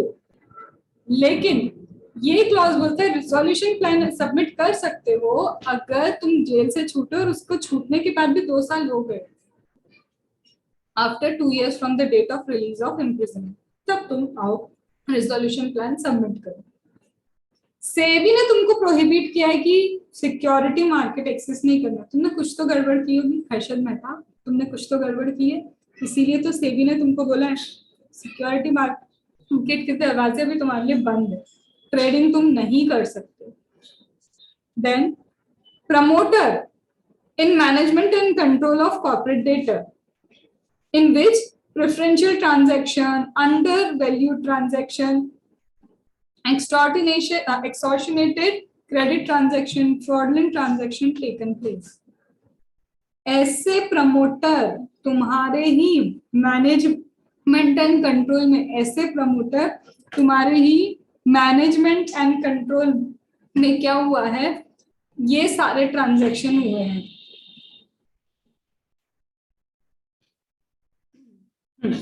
तो ऐसे प्रमोटर भाई तुम्हारे मैनेजमेंट कंट्रोल में, पता है क्या हुआ है, तुमने प्रेफरेंशियल ट्रांजैक्शन किए, this we will come to know, अभी हम पढ़ेंगे प्रेफरेंशियल ट्रांजैक्शन क्या होता है, अंडर वैल्यू ट्रांजैक्शन क्या होता है, एक्सटॉर्शनेटेड ट्रांजैक्शन क्या होता है, फ्रॉडलेंट ट्रांजैक्शन क्या होता है। तुमने ऐसे ऐसे काम किए, किसी को प्रेफरेंस दिया है, कोई चीज 10 करोड़ की किसी को 1 करोड़ में बेच दी, 1 करोड़ की चीज 10 करोड़ में बेची बता रहे हो, फ्रॉडलेंट ट्रांजैक्शन कर रहे हो। अगर तुम्हारे रहते हुए ये हुआ है तो तुम रहने दो। Adjudicating authority made an order, अगर एडजुडिकेटिंग अथॉरिटी ने ऑर्डर दे दिया है तो यहाँ पे बोलता है प्रमोटर तुम तो रहने दो, या फिर किसी पर्सन के लिए एडजुडिकेटिंग अथॉरिटी भी ऑर्डर देता है तो तुम भी मत आओ। ये क्लॉज अप्लाई नहीं होगा अगर following transaction taken place prior to acquisition of corporate debtor, prior to acquisition by corporate debtor by resolution applicant. तो यहाँ बोलते हैं ये क्लॉज एप्लीकेबल नहीं होगा। कब एप्लीकेबल नहीं होगा, अगर ये ट्रांजैक्शन, सपोज करो ये हमारा कॉर्पोरेट डेटर है, इस कॉर्पोरेट डेटर ने इस कंपनी को अक्वायर किया, ठीक है, इस कंपनी को जिसको अक्वायर किया उसके प्रमोटर है, इसके प्रमोटर के रहते यहाँ पे क्या हुआ, फ्रॉडलेंट ट्रांजैक्शन, 1 करोड़ की चीज को 10 करोड़ में बेचा, मतलब एक्सॉर्डिनेटेड ट्रांजैक्शन, 10 करोड़ की चीज को रिश्तेदार को 2 करोड़ में बेच रहे हो, अंडरवैल्यूड ट्रांजैक्शन। ऐसे कोई भी ट्रांजैक्शन हुआ और कॉर्पोरेट डेटा ने ऐसी एंटिटी को एक्वायर किया, एक्वायर करने के बाद ये ट्रांजैक्शन हुए, रहने दो, रिलेट, तुम हमें रिजोल्यूशन प्लान मत दो, तुम प्रमोटर तुम मत दो, क्योंकि एक्वायर होने के बाद ये हुआ। लेकिन अगर एक्वायर होने से पहले कॉर्पोरेट डेटा ने इसे एक्वायर किया, उससे पहले ये ट्रांजैक्शन हो चुका था, तो क्या गलती, अब दे दो, तो ये चीज तब एप्लीकेबल नहीं होती है, पहले हुआ था।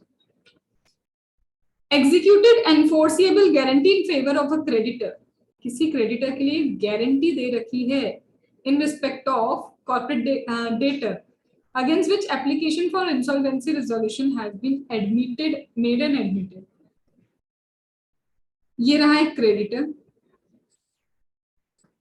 ये हमारा कॉर्पोरेट डेटर, और ये रहा ये पर्सन, इन्होंने गारंटी दी है, गारंटी अगर कॉर्पोरेट डेटर ने पेमेंट नहीं किया तो हम है ना, तो बोल रहा है executed a guarantee in favour of creditor in respect of corporate debtor, corporate debtor के रिस्पेक्ट में आप किसी क्रेडिटर को गारंटी दे रहे हो, अगेंस्ट विच, और यहाँ बोल रहे इसी पर्सन के अगेंस्ट ऑलरेडी सीआईआरपी चल रहा है, तो भाई अपना संभाल लो, तुम्हारे अगेंस्ट सीआईआरपी इनिशिएट भी हुआ, एडमिट भी हुआ है, तुम अपनी देख लो, यहाँ पे रिजोल्यूशन प्लान हमें मत दो। देखो जहाँ जो इंसान खुद इंसॉल्वेंसी में, खुद डिफॉल्टर है, खुद अपनी चीजें संभाल नहीं पा रहा, तो उसको थोड़ी ना बोलेंगे कि तुम रिजोल्यूशन प्लान दो। तो यहाँ पे भी वही कि अगर सामने वाले पर्सन के अगेंस्ट सीआईआरपी हो गई इनिशिएट, वो भले ही गारंटी दे रहा है हमारे लिए, लेकिन तुम रहने दो, तुम रहने दो, ठीक है।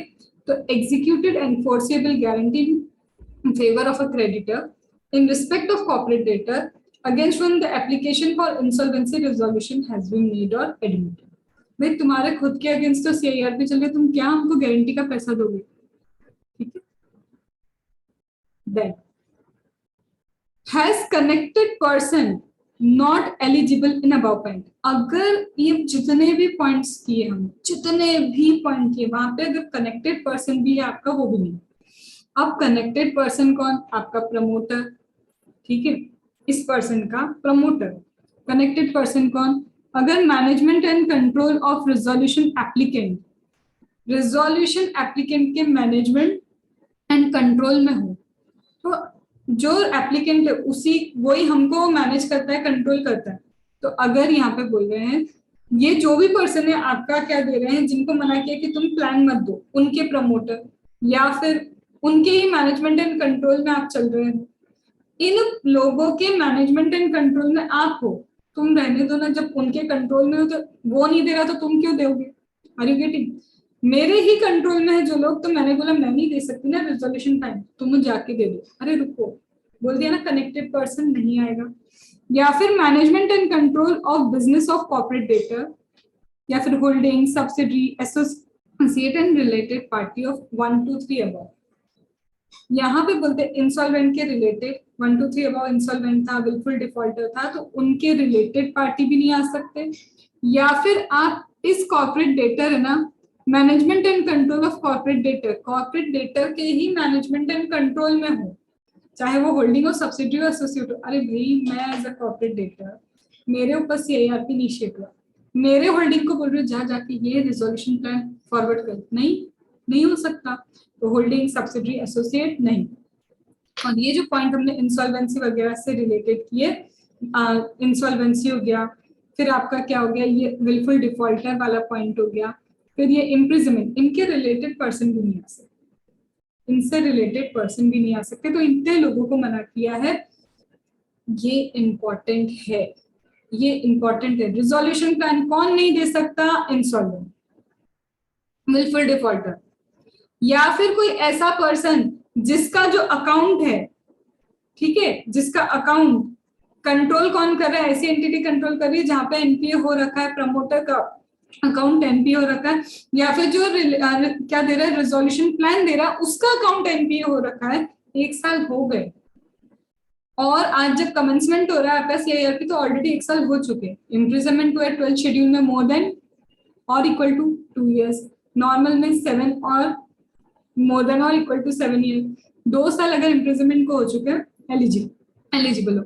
या फिर ऐसा प्रमोटर जिसके मैनेजमेंट और कंट्रोल में वो फ्रॉडलेंट ट्रांजैक्शन हुए थे, जिसके मैनेजमेंट एंड कंट्रोल में एक्सऑर्डिनेटेड, अंडर वैल्यूड, ये सारे प्रेफरेंशियल ट्रांजैक्शन हुए थे, तुम रहने दो।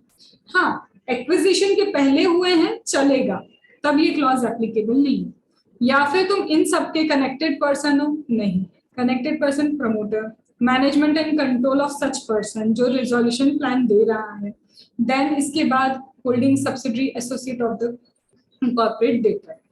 फिर इसके बाद क्या आता है, एक और चीज लास्ट में, any disability under any law, कोई भी लॉ में कोई डिसेबिलिटी है, या फिर तुमने गारंटी दी है, जिस पर्सन ने गारंटी दी उसके खुद के अगेंस्ट तो सीआईआरपी चल रही है, रहने दो, तुम भी रिजोल्यूशन प्लान मत दो।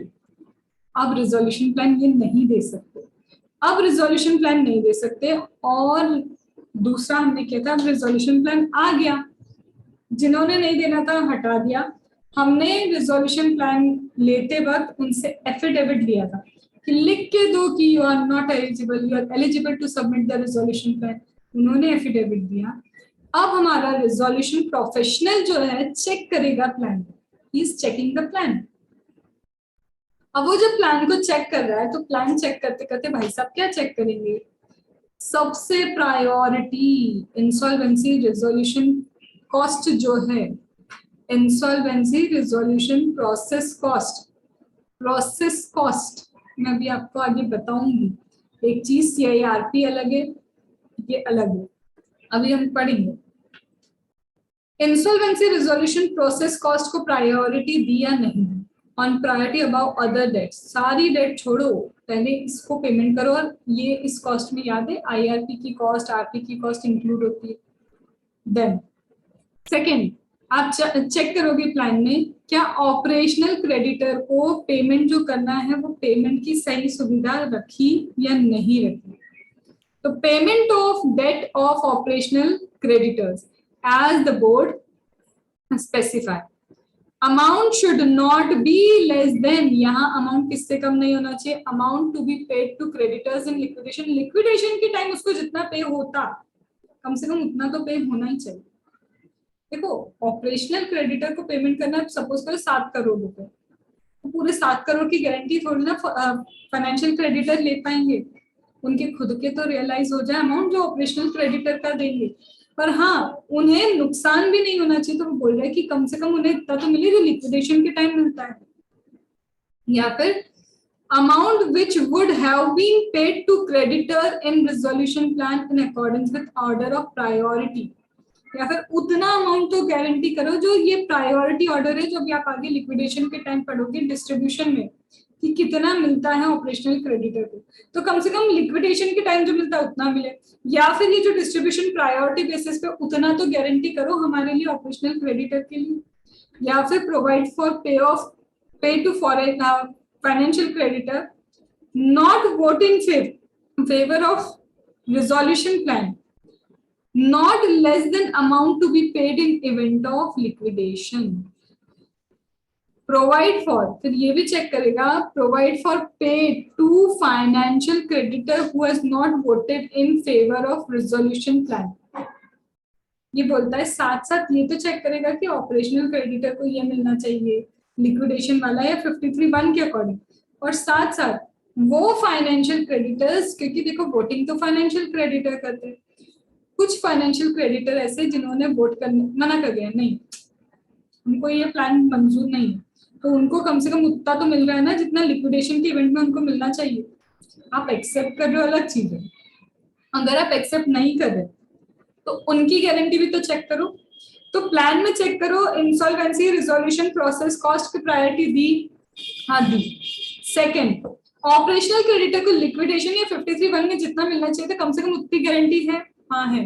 फाइनेंशियल क्रेडिटर जिन्होंने वोट में अगेंस्ट में वोट किया कि ये प्लान एक्सेप्टेड नहीं है, उनको कम से कम लिक्विडेशन में जितना पे होना चाहिए था उतनी की कम से कम प्रोवाइड फॉर तो करो प्लान में कि इतना मिल जाएगा, एक्सपेक्टेड है उतना मिल जाएगा, प्लानिंग चल रही है, थोड़े बहुत चेंजेस आगे आते रहेंगे, तभी तो बोल रहे आगे लगा कि ये प्रैक्टिकेबल नहीं है, नहीं हो सकता, तो लिक्विडेशन पे तब भी तो जा सकते हो, ठीक है। Then now point to remember, above clause apply to IBC from date of commencement of IBC to CIRP of corporate debtor, even resolution plan not approved, rejected, यहाँ बोलते ये जो कॉस्ट है ना, ये जो हम बात करें इंसॉल्वेंसी रिजोल्यूशन प्रोसेस कॉस्ट, ये तब भी पे होगी चाहे, देखो भाई हमने एप्लीकेशन की, एप्लीकेशन के बाद क्या होगा, एप्लीकेशन के बाद आईआरपी को बोलेंगे कि तुम प्रपोज टू बी अपॉइंटेड हो, अब एप्लीकेशन के बाद ही अपॉइंट होगा, रिजोल्यूशन प्रोफेशनल अपॉइंट होगा, फिर रिजोल्यूशन प्लान बनेगा, अगर प्लान एक्सेप्ट नहीं भी हुआ ना तब भी कॉस्ट पे करना है, प्लान एक्सेप्ट हो या रिजेक्ट हो उसके बेसिस पे ये कॉस्ट पे नहीं होगी, भाई काम तो किया, आईआरपी ने भी काम किया, आरपी ने भी काम किया, तो इनको तो ये लिक्विडेशन, ये जो कॉस्ट है आईआरपी की वो तुम्हें पे करनी ही पड़ेगी, भले ही रिजेक्ट हो प्लान या अप्रूव हो, जो भी हो पे तो करना। Appeal prefer not time barred under any provision of the law, चाहो तो अपील कर सकते हो, अगर नहीं मिल रहा है रिजोल्यूशन प्लान में ये सारी चीजें नहीं मिल रही, या फिर ऑपरेशनल क्रेडिटर को लगता है हमारे लिए तो कुछ सोचा ही नहीं था, याद करो हमने देखा था ना कि अगर हमारे लिए नहीं सचा ऑपरेशनल क्रेडिटर के लिए और प्लान एक्सेप्ट हुआ, याद है ये लोग अपील करने जाते हैं, वही लिखा है। फिर क्या बोलते हैं, legal proceeding taken in any court against the decision of adjudicating authority with respect to resolution plan, तो लीगल प्रोसीडिंग इस डिसीजन के अगेंस्ट की प्लान एक्सेप्ट किया, हमारे बारे में सोचा नहीं, तो इन जनरल आप एनसीएलटी के पास ही जाते हो, ठीक है। तो this complete your entire thing about resolution process, पूरा ये प्रोसेस यहाँ एंड हुआ। अब या तो एक्सेप्ट होगा प्लान के बाद या रिजेक्ट होगा, प्लान एक्सेप्ट प्लान रिजेक्ट। अब प्लान एक्सेप्ट रिजेक्ट के बाद तुम्हारी क्या चालू होती है, लिक्विडेशन की प्रोसेस। इसके बाद पूरा क्या होता है, ये लिक्विडेशन का प्रोसेस स्टार्ट होता है। लिक्विडेशन में कौन सी चीजें लोगे, कौन सी चीजें नहीं लोगे, कंसोलिडेशन ऑफ क्लेम, ये सारी चीजें अब हम करेंगे। तो व्हाट आई वुड प्रेफर, मैं बोलूंगी सबसे पहले इतने को रिकॉल करो, 10-15 मिनट का देख लो, मैं यहाँ पॉज कर रही हूँ, पहले उसको गो थ्रू करो, फिर हम लिक्विडेशन स्टार्ट करेंगे। तो लिक्विडेशन को आज हमको पूरा यहाँ पे क्या करना है, कंप्लीट करना है। छोटा है लिक्विडेशन, बहुत छोटा है लेकिन इंपॉर्टेंट है। फिर ये तो बहुत इजी है, टाइप ऑफ ट्रांजैक्शन जो ऑलरेडी बोलते बोलते मैंने बता दिया। ये हो गया हमारा टाइप ऑफ ट्रांजैक्शन, फिर हो गया हमारा फास्ट ट्रैक इंसॉल्वेंसी रेजोल्यूशन, और ये हमारा voluntary liquidation about to end. ठीक है, 10-15 मिनट तक देख लो, एक बार रिकॉल करो, फिर जाके हम लिक्विडेशन को स्टार्ट करेंगे। तो ब्रेक का मतलब ये है तुम्हें पढ़ना है, ठीक है, रिकॉल करना। चलो स्टार्ट।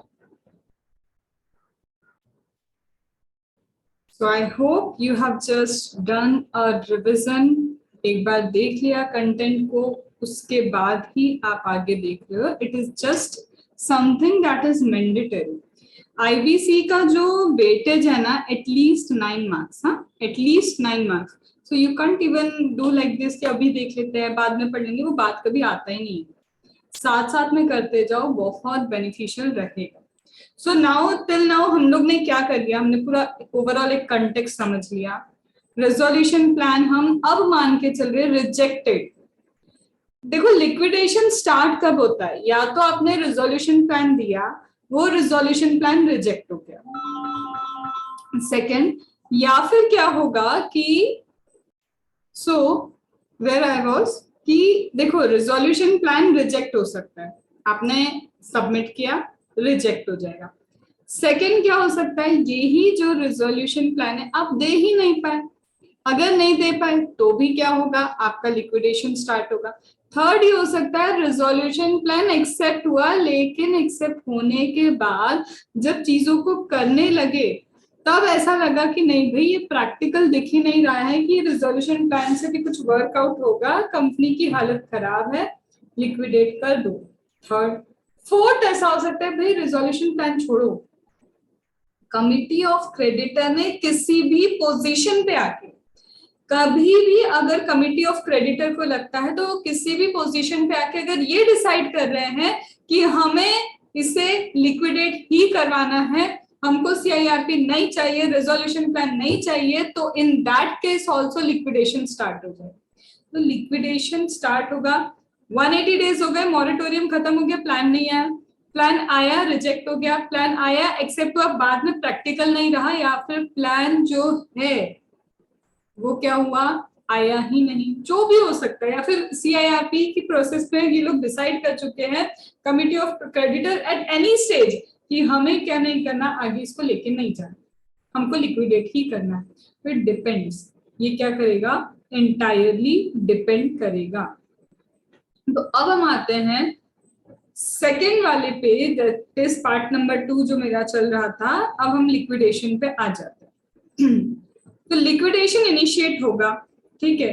अब लिक्विडेशन इनिशिएट होगा तो हमें कौन चाहिए, हमको लिक्विडेटर भी चाहिए। तो अब हम आते हैं इनिशिएशन ऑफ लिक्विडेशन के ऊपर। अब इनिशिएशन ऑफ लिक्विडेशन में बोला है एडजुडिकेटिंग अथॉरिटी क्या बोलेगा, before the expiry of insolvency resolution process और 180 डेज ऑफ इनिशिएशन, या तो क्या हो गया, पहले ही बोल दिया, एक्सपायर होने से पहले ही बोल दिया कि नहीं भैया हमको लिक्विडेट करवाना है। एडजुडिकेटिंग अथॉरिटी को भी लगता है नहीं चल पाएगा, ना प्लान चलेगा ना कुछ चलेगा, दिख रहा है, या फिर 180 डेज हो चुके हैं।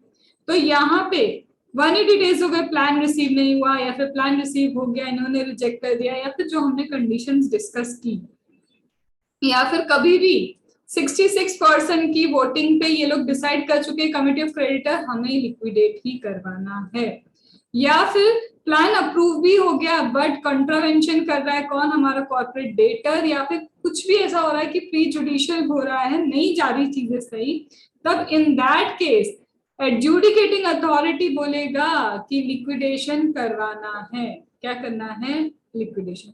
तो on above order by adjudicating authority about liquidation, moratorium imposed on pending proceedings against corporate debtor and asset of corporate debtor vested in liquidation estate। देखो यहां तक तो बात समझ में, कब कब क्या होगा, लिक्विडेशन की कहानी। अब एडजुडिकेटिंग अथॉरिटी ने ऑर्डर कर दिया कि लिक्विडेशन होगा, तो अब जैसे ही एडजुडिकेशन अथॉरिटी बोल रही है क्या कि लिक्विडेशन होगा, तो इन दैट केस क्या होगा, फिर से एक मॉरेटोरियम इम्पोज हो जाएगा। मॉरेटोरियम का मतलब है गई कंपनी गई, अब कोई नया केस मत लेके आओ, कुछ इसके अगेंस्ट अब मत करो, फाइनल है, कंपनी जा रही है।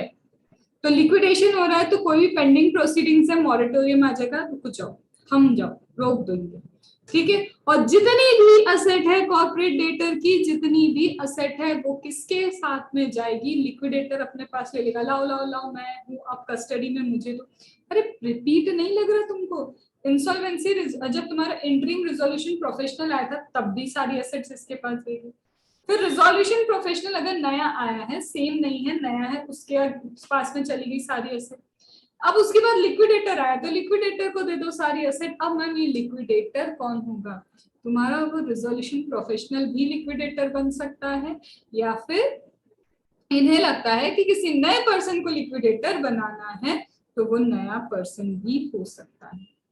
सेम प्रोसेस चल रही है वापस से। तो बोलते हैं resolution professional appointed for CIRP on return consent, return लिख के देगा, लिखेगा कि मुझे मंजूर है कि मैं लिक्विडेटर बनना चाहता हूं, तो वो लिक्विडेटर उसे अपॉइंट किया जा सकता है। अब जितनी भी पावर थी इन लोगों की वो किसके पास, liquidator, same cut copy paste, वही तो बोल रहा है। अब जितनी भी पावर थी छोड़ो, वो सारी पावर किसके हाथ में जाएगी, लिक्विडेटर के हाथ में। अब लिक्विडेटर की एलिजिबिलिटी तुमको ऑलरेडी पता है, ये इंडिपेंडेंट होना चाहिए। अगर कंपनी है तो इंडिपेंडेंट डायरेक्टर की जो चीजें होती है ना, क्राइटेरिया, वो ये फॉलो करेगा। आप रिलेटेड नहीं होना चाहिए, आप एम्प्लॉय वगैरह नहीं होना चाहिए, ऑडिटर आप एम्प्लॉय नहीं होने चाहिए, प्रोप्राइटर नहीं होना चाहिए, एम्प्लॉय नहीं होना चाहिए, पार्टनर नहीं होना चाहिए, प्रोप्राइटर नहीं होना चाहिए फर्म की। ये सारी कंडीशन वही सेम जो आपने रिजोल्यूशन प्रोफेशनल के टाइम पे की थी ना, तो रिजोल्यूशन प्रोफेशनल वाली सेम सेम यहाँ पे पूरा 3 years ये सब सेम आएगा। अरे भाई तुम रिजोल्यूशन प्रोफेशनल, तुम ही तो लिक्विडेटर बनने आए हो, समझ रहे हो, तो यहाँ पे भी तो वही कंडीशंस है जो वहां फॉलो कर रहे हो, यहाँ पे फॉलो करना, तो सेम हो गई वो सारी चीजें। फिर पावर ऑफ लिक्विडेटर, लिक्विडेटर की पावर क्या है ये तुम्हें याद आ रहा है, क्लेम को वेरीफाई करेगा, सारी की सारी एसेट्स अपनी कस्टडी में लेगा, इवेल्युएट करेगा कितनी प्रॉपर्टी, कितना वैल्यू क्या है। अगर उसको लगता है बिजनेस अभी कंटिन्यू करना चाहिए जब तक लिक्विडेशन ना हो जाए, जब तक लिक्विडेशन नहीं हो जाए बिजनेस तो कंटिन्यू कर सकते। क्यों ऐसा होगा, क्यों नहीं हो सकता भाई, बिजनेस कंटिन्यू करोगे तो और पैसा आएगा और सारी क्या हो सकती है, डेट वगैरह पे हो सकती है। तो अगर उसको लगता है कि लिक्विडेटर को क्या लगता है कि हमको क्या करना चाहिए, बिजनेस कंटिन्यू करना चाहिए, तो कंटिन्यू करो, इसको बोलते हैं बेनिफिशियरी लिक्विडेशन। फिर अगर कोई प्रोग्रेस रिपोर्ट है तो वो सारी प्रोग्रेस रिपोर्ट बना बना के रखेगा और एडजुडिकेटिंग अथॉरिटी को टाइम टू टाइम बताते रहेगा। फिर आता है लिक्विडेशन स्टेट, याद है लिक्विडेटर के पास सारी चीजें आ जाएंगी, तो कौन सी चीजें आएंगी, जो हमारे कॉर्पोरेट डेटर की है, जिसपे कॉर्पोरेट डेटर का हक है, वही सारी एसेट्स तो लोगे ना भाई लिक्विडेटर अपनी कस्टडी में। सब्सिडरी की नहीं चलेगी, होल्डिंग की एसेट्स नहीं चलेगी, किसी और की एसेट तुम्हारी कस्टडी में, सिर्फ पोजीशन में तुम्हारी नहीं चाहिए। आप एज ए ट्रस्टी किसी की एसेट को क्या कर रहे हो, होल्ड कर रहे हो, नहीं चलेगा। तो वही तो बोल रहे हैं, एक्सक्लूड क्या करना है, थर्ड पार्टी आपके पोजीशन में है बस वो एसेट, क्यों, क्योंकि आप ट्रस्टी की तरह हो, कॉन्ट्रैक्ट आपके पास है, या फिर वर्कमैन है, या फिर कॉन्ट्रैक्चुअल एग्रीमेंट है, मतलब किसी भी रीजन से बस आपके पास है वो प्रॉपर्टी, आपकी नहीं है, you are not having the title, you are only having the possession of the property, मत लो। held by the financial service provider in security collateral, अरे तुम्हारे पास just as a security collateral है, asset held by the financial service provider, financial service provider के पास है तुम्हारी असेट, सिक्योरिटी की तरह तुमने उसको दिए तो उसके पास रहने दो, क्योंकि अभी आगे आपको पता चलेगा ये फाइनेंशियल क्रेडिटर डिसाइड करता है he want to relinquish the asset, जो सिक्योरिटी दी है या नहीं रिलिंक्विश करेगा। ये आपको अभी आगे पता चलेगा कि सिक्योरिटी रिलिंक्विश करना है भाई साहब को या नहीं करना है। फिर share holder partner, personal asset, अरे पर्सनल एसेट छोड़ दो बस, हाँ अगर ये पर्सनल एसेट टैक्स अवॉइड करने के लिए, सॉरी टैक्स डीटी आ गया था बीच में। Share holder partner personal asset उनकी जस्ट बिकॉज वो क्या करना चाहते थे कि ये अपने को पता है अपन लिक्विडेट हो रहे हैं, इंसॉल्वेंट हो रहे हैं, अपनी पर्सनल प्रॉपर्टी हटाओ, इधर उधर कर देते हैं कि हमने बेइज्जती कर दी। अरे नहीं, अवॉइडेंस करना नहीं चल रहा है। फॉरेन सब्सिडी, इंडियन सब्सिडी के सब, अरे तुम्हारी चाहिए, किसी और की नहीं चाहिए, या फिर वो जो बोर्ड ने स्पेसिफाई किया। तो सिंपल सी बात है, जो असेट तुम्हारी है, जो क्या है असेट तुम्हारी, चाहे वो टैंजिबल हो, इंटेंजिबल असेट हो, या फिर ओनरशिप राइट जिन चीजों पे तुम्हारा है, कोर्ट ने बोला है, तो मतलब इन शॉर्ट जो चीजें तुम्हारी है, जो तुमको बिलोंग करती है, बिलोंग टू और vested in corporate debtor at insolvency commencement date. जिस दिन इंसॉल्वेंसी कमेंस हुई थी, जिस दिन इंसॉल्वेंसी क्या हुआ था, कमेंस हुआ था, तो जिस दिन क्या हुआ था, इंसॉल्वेंसी का कमेंसमेंट हुआ था, इंसॉल्वेंसी कमेंसमेंट डेट पे जो जो एसेट तुम्हारी थी वो किसके पास, लिक्विडेटर के पास जाएंगी, और लिक्विडेटर क्या करेगा, इसे बेच के पैसा रियलाइज करेगा। तो सारी की सारी एसेट, सारी की सारी एसेट। अब ये देखो यहाँ लिखा है जहां पे सिक्योर्ड क्रेडिटर रेलिंक्विश करता है सिक्योरिटी, सिर्फ वही लो। अब रेलिंक्विश का मतलब क्या है, मेरे से क्या किया, 10 करोड़ का लोन दिया, 10 करोड़ का लोन मुझसे लिया मेरा कॉर्पोरेट डेटर ने, और उसने उसके बदले में बिल्डिंग वगैरह मेरे को मॉर्गेज कर दी। अब बिल्डिंग जब सारी मेरे को मॉर्गेज कर दी, अब मेरे पास चॉइस है कि मैं चाहूं तो वो सिक्योरिटी रिलिंक्विश कर सकती हूँ, मैं चाहूं तो वो सिक्योरिटी रिलिंक्विश नहीं करूंगी। रिलिंक्विश मतलब राइट रिलिंक्विश करना कि लो तुम्हारे को दे दी वापस लिक्विडेटर, तुम बेचो इन प्रॉपर्टी को और बेच के बताओ मुझे कितना पैसा है। ऐसा क्यों करेगा वो? क्योंकि अभी जब तुम पढ़ोगे 53 वाला कि कैसे डिस्ट्रीब्यूशन होता है, वहां तुम्हें समझ में आएगा। सोच समझ के ये डिसीजन लेना होता है कि हम रिलिंक्विश करें या हम रिलिंक्विश ना करें। क्योंकि अगर ये सिक्योर्ड क्रेडिटर रिलिंक्विश करता है अपने राइट को, ध्यान से सुनना, अगर सिक्योर्ड क्रेडिटर अपने राइट को रिलिंक्विश करता है तो प्रायोरिटी में सेकंड नंबर पे आ जाएगा। पहले पेमेंट होगा इंसॉल्वेंसी रेजोल्यूशन प्रोसेस कॉस्ट का, राइट, उसके बाद सेकंड नंबर पे सिक्योर्ड क्रेडिटर को पेमेंट होगा, पैरी पासो चलेगा, वर्कमैन ड्यू वाली चीज अलग है, लेकिन हाँ सेकंड नंबर की प्रायोरिटी। और अगर इसे रिलिंक्विश नहीं की तो ये 5th नंबर पे जाएगा, और ये 5th नंबर पे जा रहा, तुम्हें भी नहीं पता इतना पैसा है भी कि नहीं कि 5th तक तुम्हारा नंबर भी आएगा। Are you getting? इसलिए सोचता है। और ये ऐसा नहीं कि तुम बोलोगे मैम इससे अच्छा तो रिलिंक्विश ही कर, नहीं, ये तुम्हें सोचना पड़ेगा, समझना पड़ेगा कि जो एसेट्स है लिक्विडेटर के पास और तुम्हारे पास, क्या लगता है तुमको, कहाँ तुम्हारा फायदा ज्यादा होगा। तो उस बेसिस पे तुम्हें क्या करना होता है, सोचना होता है, जो हम कवर करेंगे। कंसोलिडेशन ऑफ क्लेम, लिक्विडेटर क्या करेगा, लिक्विडेटर रिसीव करेगा, कलेक्ट करेगा 30 डेज के अंदर। जैसे ही लिक्विडेशन स्टार्ट हुआ, देखो तुमको क्या करना है, यहाँ पे एक जगह 3 दिन लिखा है आईआरपी का अपॉइंटमेंट, एक जगह 30 दिन लिखा है सीओसी कमिटी ऑफ क्रेडिटर्स का अपॉइंट हो जाना चाहिए, मॉरेटोरियम का टाइम पीरियड दे के रखा है तुमको।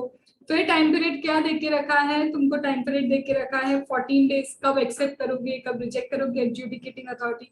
फिर तुमको टाइम पीरियड क्या दिया है, 330 डेज पूरा खत्म होने का, फिर 90 डेज एक्सटेंशन। ये सारे टाइम पीरियड का एक छोटा सा स्टिकी नोट में सब लिख के रखो। बाद में तुम्हें याद भी नहीं आएगा कि कौन सी चीज कमेंसमेंट से स्टार्ट होती है, कौन सी चीज लिक्विडेशन प्रोसेस कमेंसमेंट से स्टार्ट होती है, कौन सा नियर एक्सटेंशन है, कौन सा 14 डेज कहाँ से स्टार्ट होता है। This must be written. यही तो गलतियां कराने का स्कोप है। बाकी सारी प्रोसेस याद रहती है, जो मेन इन डिटेल याद रखना, उसी को तो स्टिकी नोट में हर अलग से लिख के रखो कि जैसे बुक खोलोगे आईबीसी एग्जाम टाइम पे पढ़ लो, सबसे पहले रिकॉल करो यार डेट्स क्या क्या थे। यकीन मानना ग्रिप आएगी, कहाँ शेल है कहाँ में है, ये इतने छोटे छोटे पॉइंट पे क्वेश्चन पूछते हैं। शेल में चलता रहता है, ठीक है। तो जैसे ही लिक्विडेशन प्रोसेस स्टार्ट हुआ उसके 30 डेज के अंदर क्या करना है, क्लेम कलेक्ट करना है, रिसीव करना है। क्लेम सबमिट कौन करेगा, financial creditor, operational creditor, as well as financial and operational creditor दोनों। मतलब समझ में, फाइनेंशियल क्रेडिटर ऑपरेशनल क्रेडिटर तो समझ में आया, फाइनेंशियल क्रेडिटर क्लेम दे दो अपने, ऑपरेशनल क्रेडिटर क्लेम दे दो अपने। पर कोई ऐसा भी तो हो सकता है वो financial as well as operational creditor भी, दोनों कंडीशन दोनों। मैंने उससे गुड्स भी खरीदे हैं, ठीक है, मैंने क्या किया है, उसने मुझसे गुड्स भी खरीदे हैं और मुझसे उधार भी लिया, मुझसे उधार भी लिया है, he has taken he has taken money from me, borrowed money from me, as well as मेरे से गुड्स भी परचेज किए, तो I am the operational as well as financial creditor. तो यहाँ बोलता है फाइनेंशियल क्रेडिटर क्या करेगा, record of the claim information utility का, कि देखो इंफॉर्मेशन यूटिलिटी पे लिखा हुआ है, मुझे इससे पैसे लेने हैं। अगर कोई रिकॉर्ड नहीं है यूटिलिटी पे, तो जो भी मैनर बताया है किसके लिए, ऑपरेशनल क्रेडिटर के लिए, कि पहले इनवॉइस दो, डिमांड नोटिस दो, तो फिर वो मैनर फॉलो करके हमको बताओ। ऑपरेशनल क्रेडिटर मैनर कौन बताएगा, बोर्ड स्पेसिफाई विद डॉक्यूमेंट्स, जो मैनर बोर्ड के लिए होगा, बोर्ड ने ऑपरेशनल क्रेडिटर के लिए दिया होगा, वही मैनर यहाँ पे फिर फाइनेंशियल क्रेडिटर के लिए भी एप्लीकेबल होगा। और मैम दोनों है, तो अगर दोनों है तो फाइनेंशियल क्रेडिटर हो तो पॉइंट नंबर 1 लगाओ, पहले इंफॉर्मेशन यूटिलिटी की इंफॉर्मेशन दो, फिर जहां पे आप ऑपरेशनल क्रेडिटर के रिस्पेक्ट में वहां पे पॉइंट नंबर 3 लगाओ, बोर्ड स्पेसिफाई करेगा कि कैसे अपने क्लेम वगैरह तुम लिक्विडेटर को दोगे, ठीक है। तो ये बोर्ड के ऊपर है, बोर्ड कुछ भी बोल सकता है, इनवॉइस बोल सकता है, देखो यहाँ पे सॉरी टू से यहाँ इनवॉइस नहीं हो सकता, यहाँ इनवॉइस फाइनेंशियल क्रेडिटर के रिस्पेक्ट में इनवॉइस नहीं, डिमांड नोटिस हो सकता है, क्योंकि फाइनेंशियल क्रेडिटर ने चीजें थोड़ी ना सेल की है, ठीक है। फिर क्लेम विड्रॉ करना चाहते हैं तो वही हो गया ना, 14 दिन के अंदर। कभी भी लगता है कि तुम्हें यार ये क्लेम मैंने इसको लिया, क्या है 1 लाख रुपए के लिए, बेचारा ऑलरेडी परेशान है, छोड़ देते हैं उसको। तो अगर क्लेम है, क्लेम तुम्हें विड्रॉ करना है, तो विद इन 14 डेज क्लेम भी विड्रॉ हो सकता है, याद करो विद इन 14 डेज तुम्हारी प्रोसीजर भी विड्रॉ हो सकती है। क्यों करेगा ऐसा मेरा रिश्तेदार है, रिश्तेदार वोट नहीं कर सकता एज अ फाइनेंशियल क्रेडिटर, पर सामने वाला अपना क्लेम तो विड्रॉ कर सकता है, उसमें क्या दिक्कत है। लिक्विडेटर को क्लेम मिल गए, उसे वेरीफाई करना होगा, जितना टाइम कोर्ट ने दिया है उसके अकॉर्डिंग। लिक्विडेटर चाहे तो क्लेम एक्सेप्ट करेगा पूरे, या फिर रिजेक्ट कर सकता है, और लिख के देगा भैया ये रीजन है तुम्हारा क्लेम इसलिए रिजेक्ट हुआ है, और ये डिसीजन क्रेडिटर्स एंड डेटर्स को 7 डेज फ्रॉम द एडमिशन और रिजेक्शन को कम्युनिकेट करेगा। भाई सीधी बात है, लिक्विडेटर क्या करेगा, लिक्विडेटर सारी चीजें इकट्ठे करेगा, चेक करेगा किसका क्लेम जेन्युइन है, किसका क्लेम जेन्युइन नहीं है, जिसका क्लेम जेन्युइन है एक्सेप्ट करेगा, रिजेक्ट करेगा, दोनों ही चीजें 7 दिन के अंदर क्रेडिटर डेटर को बता दो भैया। फिर से time schedule 7 days, 7 days admit and reject करने से, 7 डेज कहां से चालू हुआ, एडमिशन एंड रिजेक्शन से। अपील करना चाहता है वो डेटर, वो क्रेडिटर, अरे भैया क्यों मेरा क्यों रिजेक्ट किया, या फिर कॉर्पोरेट डेटर कि ये तुमने एक्स्ट्रा क्लेम कैसे एक्सेप्ट कर लिया, जो भी हो, अगर डेटर या फिर क्रेडिटर को अपील करना है तो 14 days from the receipt of decision, decision receive होने से with in 14 days from the receive of decision, decision receive होने से 14 दिन के अंदर क्या करोगे, तुमको अपील करना कर लो। Now the most important, that is priority of claim। तो ये जो priority of claim है, इसका आपको डिस्क्रिप्शन में मेरा एक वीडियो मिलेगा जिसमें विद एग्जाम्पल मैंने एक्सप्लेन किया, जो 40 मिनट्स का है। इसे स्किप करने की गलती बिल्कुल मत करना, ये हम डिस्क्रिप्शन में जाएंगे, यहीं पे वीडियो इसको पॉज करके डिस्क्रिप्शन में जाके ये 40 मिनट्स का वीडियो आप देखोगे, और इसे 1.25 की स्पीड पे देखना, इससे ज्यादा नहीं, पूरी तरह से कोई अमेंडमेंट नहीं है। 40 मिनट्स का स्पेसिफिकली मैंने ये वीडियो लास्ट अटेम्प्ट के लिए अपलोड किया था, स्टूडेंट्स को ये समझ नहीं आ रहा था तो उसे वहां पे देखना है, जिसमें प्रायोरिटी ऑफ क्लेम बताया कि पहले किसको अमाउंट देना होगा आपको, फिर ये पेरी पासो जो मैं आपको बोल ही रही थी, सिक्योर्ड क्रेडिटर जो अपनी सिक्योरिटी रिलिंक्विश करेगा, फिर वेजेस वगैरह के रिस्पेक्ट में फाइनेंशियल एक एक टू द पॉइंट चीजें हमने वहां समझी है। इसके लिए आपको क्या करना है, आपके पीडीएफ ओपन करना होगा, ये वाला, इस पीडीएफ को ओपन करके आप उसे देखोगे और इसे स्किप मत करना, पहले इसे पढ़ना उसके बाद ही आगे बढ़ना, ठीक है। तो आप, मैं मान रही हूँ कि ये वीडियो में आपने पॉज करके उस वीडियो को देख लिया है, उसके बिना तो आपको कुछ समझ नहीं आना, ये सबसे मोस्ट इंपॉर्टेंट है, इसलिए वो डिटेल वीडियो है उसका, 40 minutes for a section if you can understand this thing, ठीक है। तो जैसे ही हमने क्या किया मैम, सब बांट दिया, लिक्विडेशन हो गया, ये बांट दिया, ये बांट दिया, बांट दिया, बांट दिया, बांट दिया, डिस्ट्रीब्यूटेड। डिस्ट्रीब्यूशन करने के बाद अब क्या होगा, डिसोल्यूशन होगा। अब वर्डिंग समझो मैम, एक होता है इंसॉल्वेंसी, एक होता है इंसॉल्वेंट, एक होता है हमारा लिक्विडेशन, एक होता है हमारा डिसोल्यूशन, और एक होता है वाइंडिंग अप। मैम कितनी सारी चीजें एक साथ, फिर से लिखते, एक होता है इंसॉल्वेंसी, एक होता है इंसॉल्वेंट, एक होता है लिक्विडेशन, एक होता है वाइंडिंग अप, एक होता है डिसोल्यूशन। बातें एक जैसी तो लग रही है मैम, बात तो एक ही होगी। हाँ, ये समझ में है, इंसॉल्वेंसी इज अ पोजीशन जहां पे assets are less than the liability and unable to pay the dues। इसके बाद हमें डिक्लेयर किया जाएगा हाँ आप इंसॉल्वेंट हो। लिक्विडेशन हमने कहा कि हाँ सारी असेट्स वगैरह बेच दी जाएगी, बिल्कुल असेट्स वगैरह सब बेच के लोगों को उनका पैसा दिया जाएगा, वो लिक्विडेशन है। लिक्विडेशन, लिक्विडिटी चाहिए ना, लिक्विडेशन का मतलब समझ रहे हो, लिक्विडिटी। तो सारी असेट सेल कर दिए, क्रेडिटर्स को पे किया, that is the process of liquidation.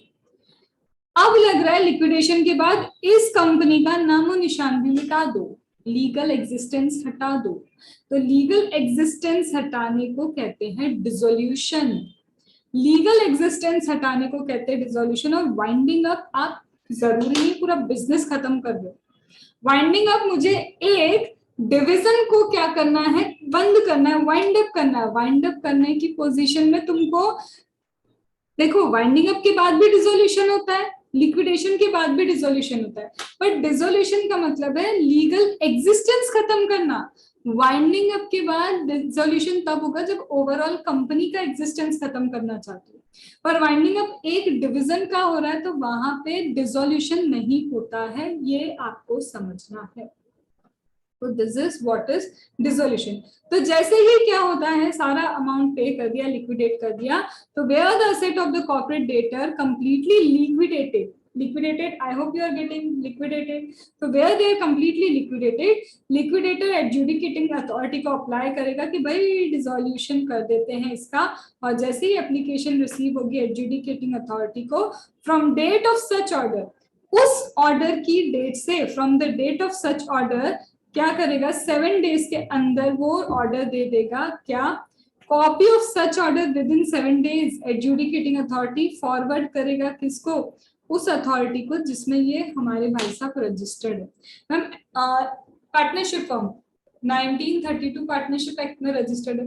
Ma'am companies act 2013 में रजिस्टर्ड, मतलब हे लिक्विडेटर तुमने एडजुडिकेटिंग अथॉरिटी को बोला डिसोल्यूशन चाहिए, तो जैसे ही उसको ऑर्डर मिला डिसोल्यूशन करवाना है, वहां से 7 डेज के अंदर सबसे पहले ये ऑर्डर किसको जाएगा, आपकी कॉर्पोरेट डेटर की उस अथॉरिटी को जहां पे आप रजिस्टर्ड हो, उनको तो बता दो कि ऐसा ऐसा हो रहा है भैया।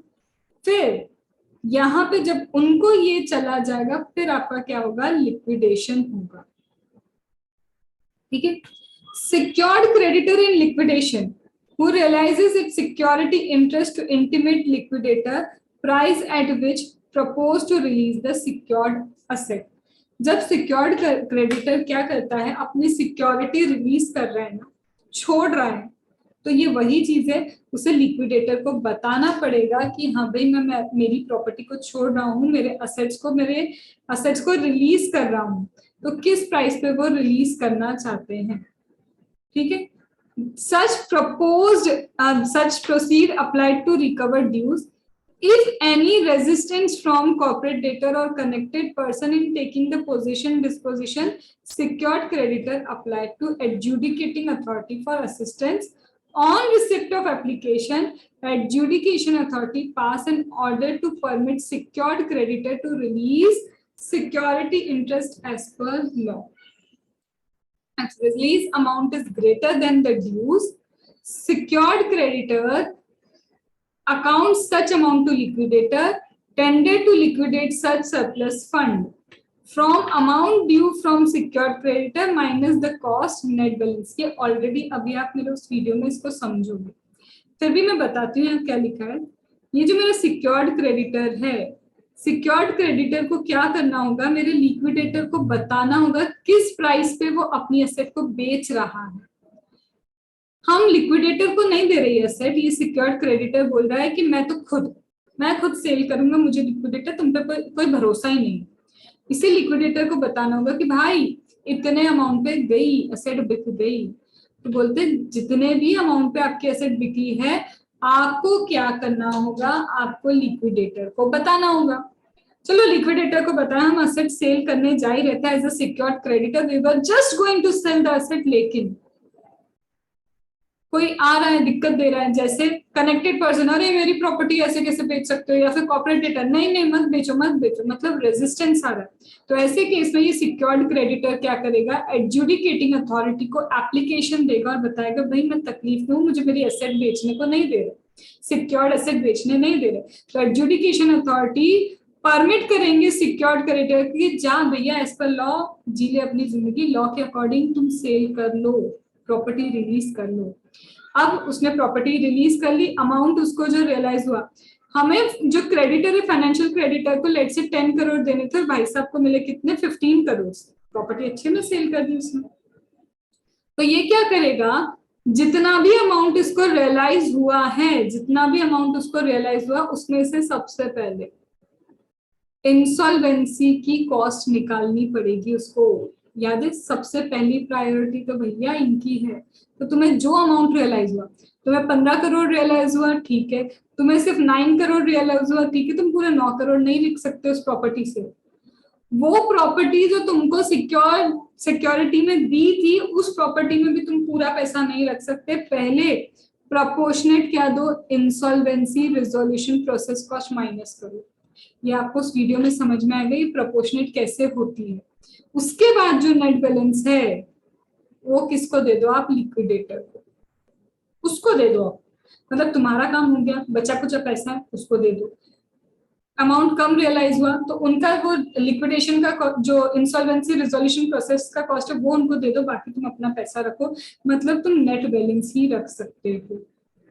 I hope you got this. तो दिस कंप्लीट तुम्हारा आईबीसी, ये है आईबीसी, और वो 40 मिनट्स का वीडियो रिपीट कर रही हूँ मैं बार बार, उससे देखना मत भूलना, नहीं तो वो लेवल नहीं पहुंच पाएगा। अब आ गए हम किस पे, अलग अलग टाइप के ट्रांजेक्शन्स कौन कौन से होते हैं जो वॉइड बोल दिए जाते, नहीं भैया वॉइड है, प्रॉपर्टी वापस लो। आपने प्रेफरेंशियल ट्रांजेक्शन के अंदर रिलेटेड पार्टी इसको दे देता हूँ, इसका तो मैं पैसा वापस करूं, तो यहाँ पे प्रेफरेंशियल ट्रांजेक्शन लिक्विडेटर और resolution professional is of opinion का, या तो लिक्विडेटर या फिर जहां पे रिजोल्यूशन प्रोफेशनल, क्योंकि जैसे ही रिजोल्यूशन प्रोफेशनल आता है उसके कस्टडी में भी तो एसेट जाती है। तो लिक्विडेटर या रिजोल्यूशन प्रोफेशनल का ऐसा लगता है, दिमाग चलता है, ये तो भैया भेदभाव हुआ है, प्रेफरेंस दिया गया है। अप्लाई करेंगे एडजुडिकेशन अथॉरिटी को कि ये प्रॉपर्टी और इंटरेस्ट जो है ना कॉर्पोरेट डेटा की, किसी क्रेडिटर गारंटर के बेनिफिट में इन्होंने दे दी। तो यहाँ बोलते हैं ऐसे केस में पुटिंग अ क्रेडिटर और गारंटर इन बेनिफिशियल पोजीशन में दिया है।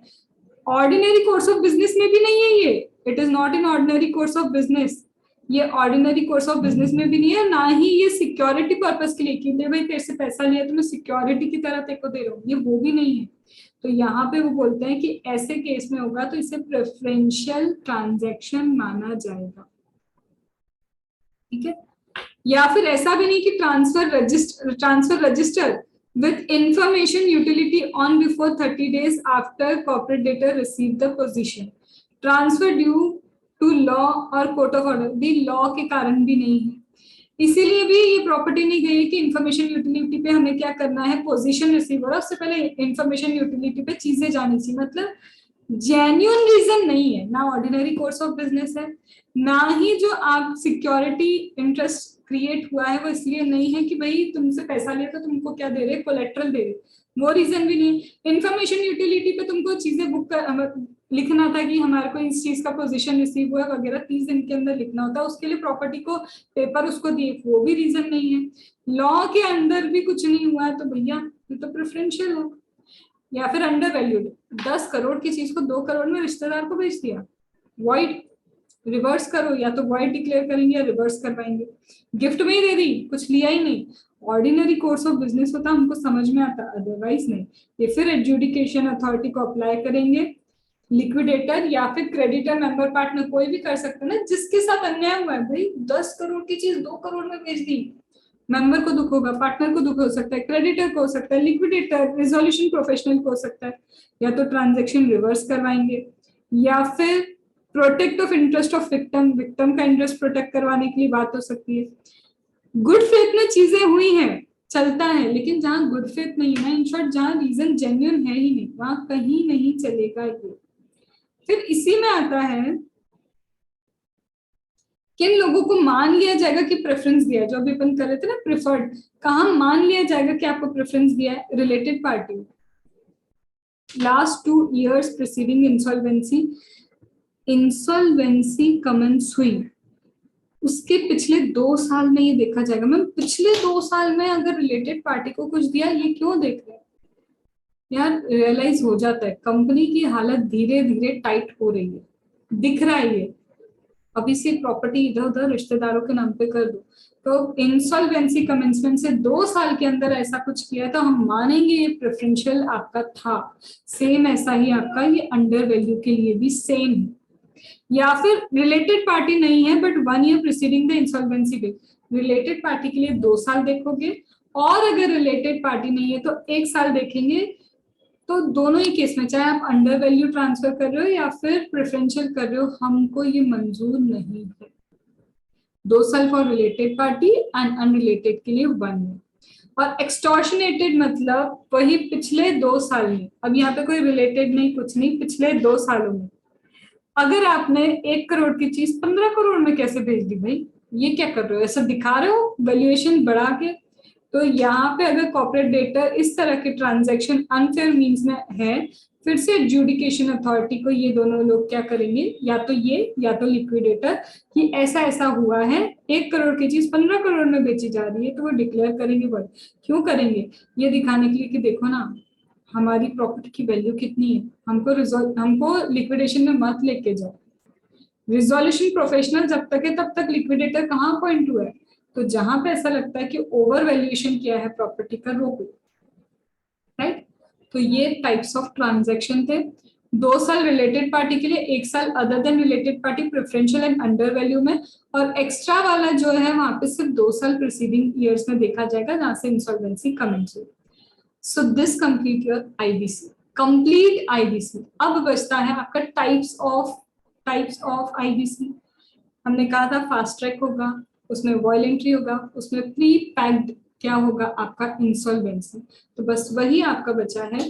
तो नेक्स्ट वाला जो वीडियो होगा उसमें आपको फास्ट ट्रैक दिखेगा, उसमें आपको मिलेगा वॉयलेंट्री लिक्विडेशन, फिर उसमें आपको मिलेगा pre pack, insolvency and questions, जो हम एग्जाम्पल के फॉर्म में पूरे कंप्लीट लिंकेज के साथ कवर अप करेंगे। हो सकता है ये 1.5 आवर का हो जाए क्योंकि क्वेश्चंस में इसी में ले रही। So this will completely cover your CA final का insolvency bankruptcy code 2016 with the question. तो अच्छा लग रहा होगा तो बिल्कुल बस लाइक कर देना, नहीं अच्छा लग रहा है कोई दिक्कत नहीं है। व्यूज की तो बात मैंने कभी रखी भी नहीं है, व्यूज ऑलरेडी बहुत लिमिटेड है, बहुत मतलब बहुत अंडररेटेड है, ये बोलना चाहूंगी मैं। तो इट्स ओके, कभी तो आएगा दिन जब हमको भी मतलब ऐसा होगा कि यस हार्ड वर्क करना है बस। सो लाइफ में ना इजीली तो कुछ मिलने वाला नहीं, कभी नहीं मिलेगा। शॉर्टकट ढूंढते रह जाओगे, ढूंढते रह जाओगे, वो शॉर्टकट कभी भी लॉन्ग पाथ पे तुम्हें नहीं लेके जाएगा। आजकल मैंने ऐसा देखा है, इतने से पेज में ये कवर, इतने से पेज में ये कवर। आप अपने माइंड को लिमिटेड कर रहे हो ये बता के कि देख शॉर्टकट, देख शॉर्टकट। कुछ भी कर लो शॉर्टकट शॉर्टकट ही होता है। किसी भी ऐसे प्रोफेशनल से बात करना जिसे बहुत नॉलेज है, बहुत भयंकर नॉलेज है, वो कभी भी आपको ये बोलेंगे कि बुक से अपनी दोस्ती कर लो। वो कभी आपको ये नहीं बोलेंगे कि शॉर्टकट, शॉर्टकट हमेशा दिक्कत देता है। तो आई होप चीजें अच्छी हैं। थर्ड पार्ट सून, वेरी सून, कल ही हो सकता है अपलोड हो जाए. तो this is it. Okay, thank you.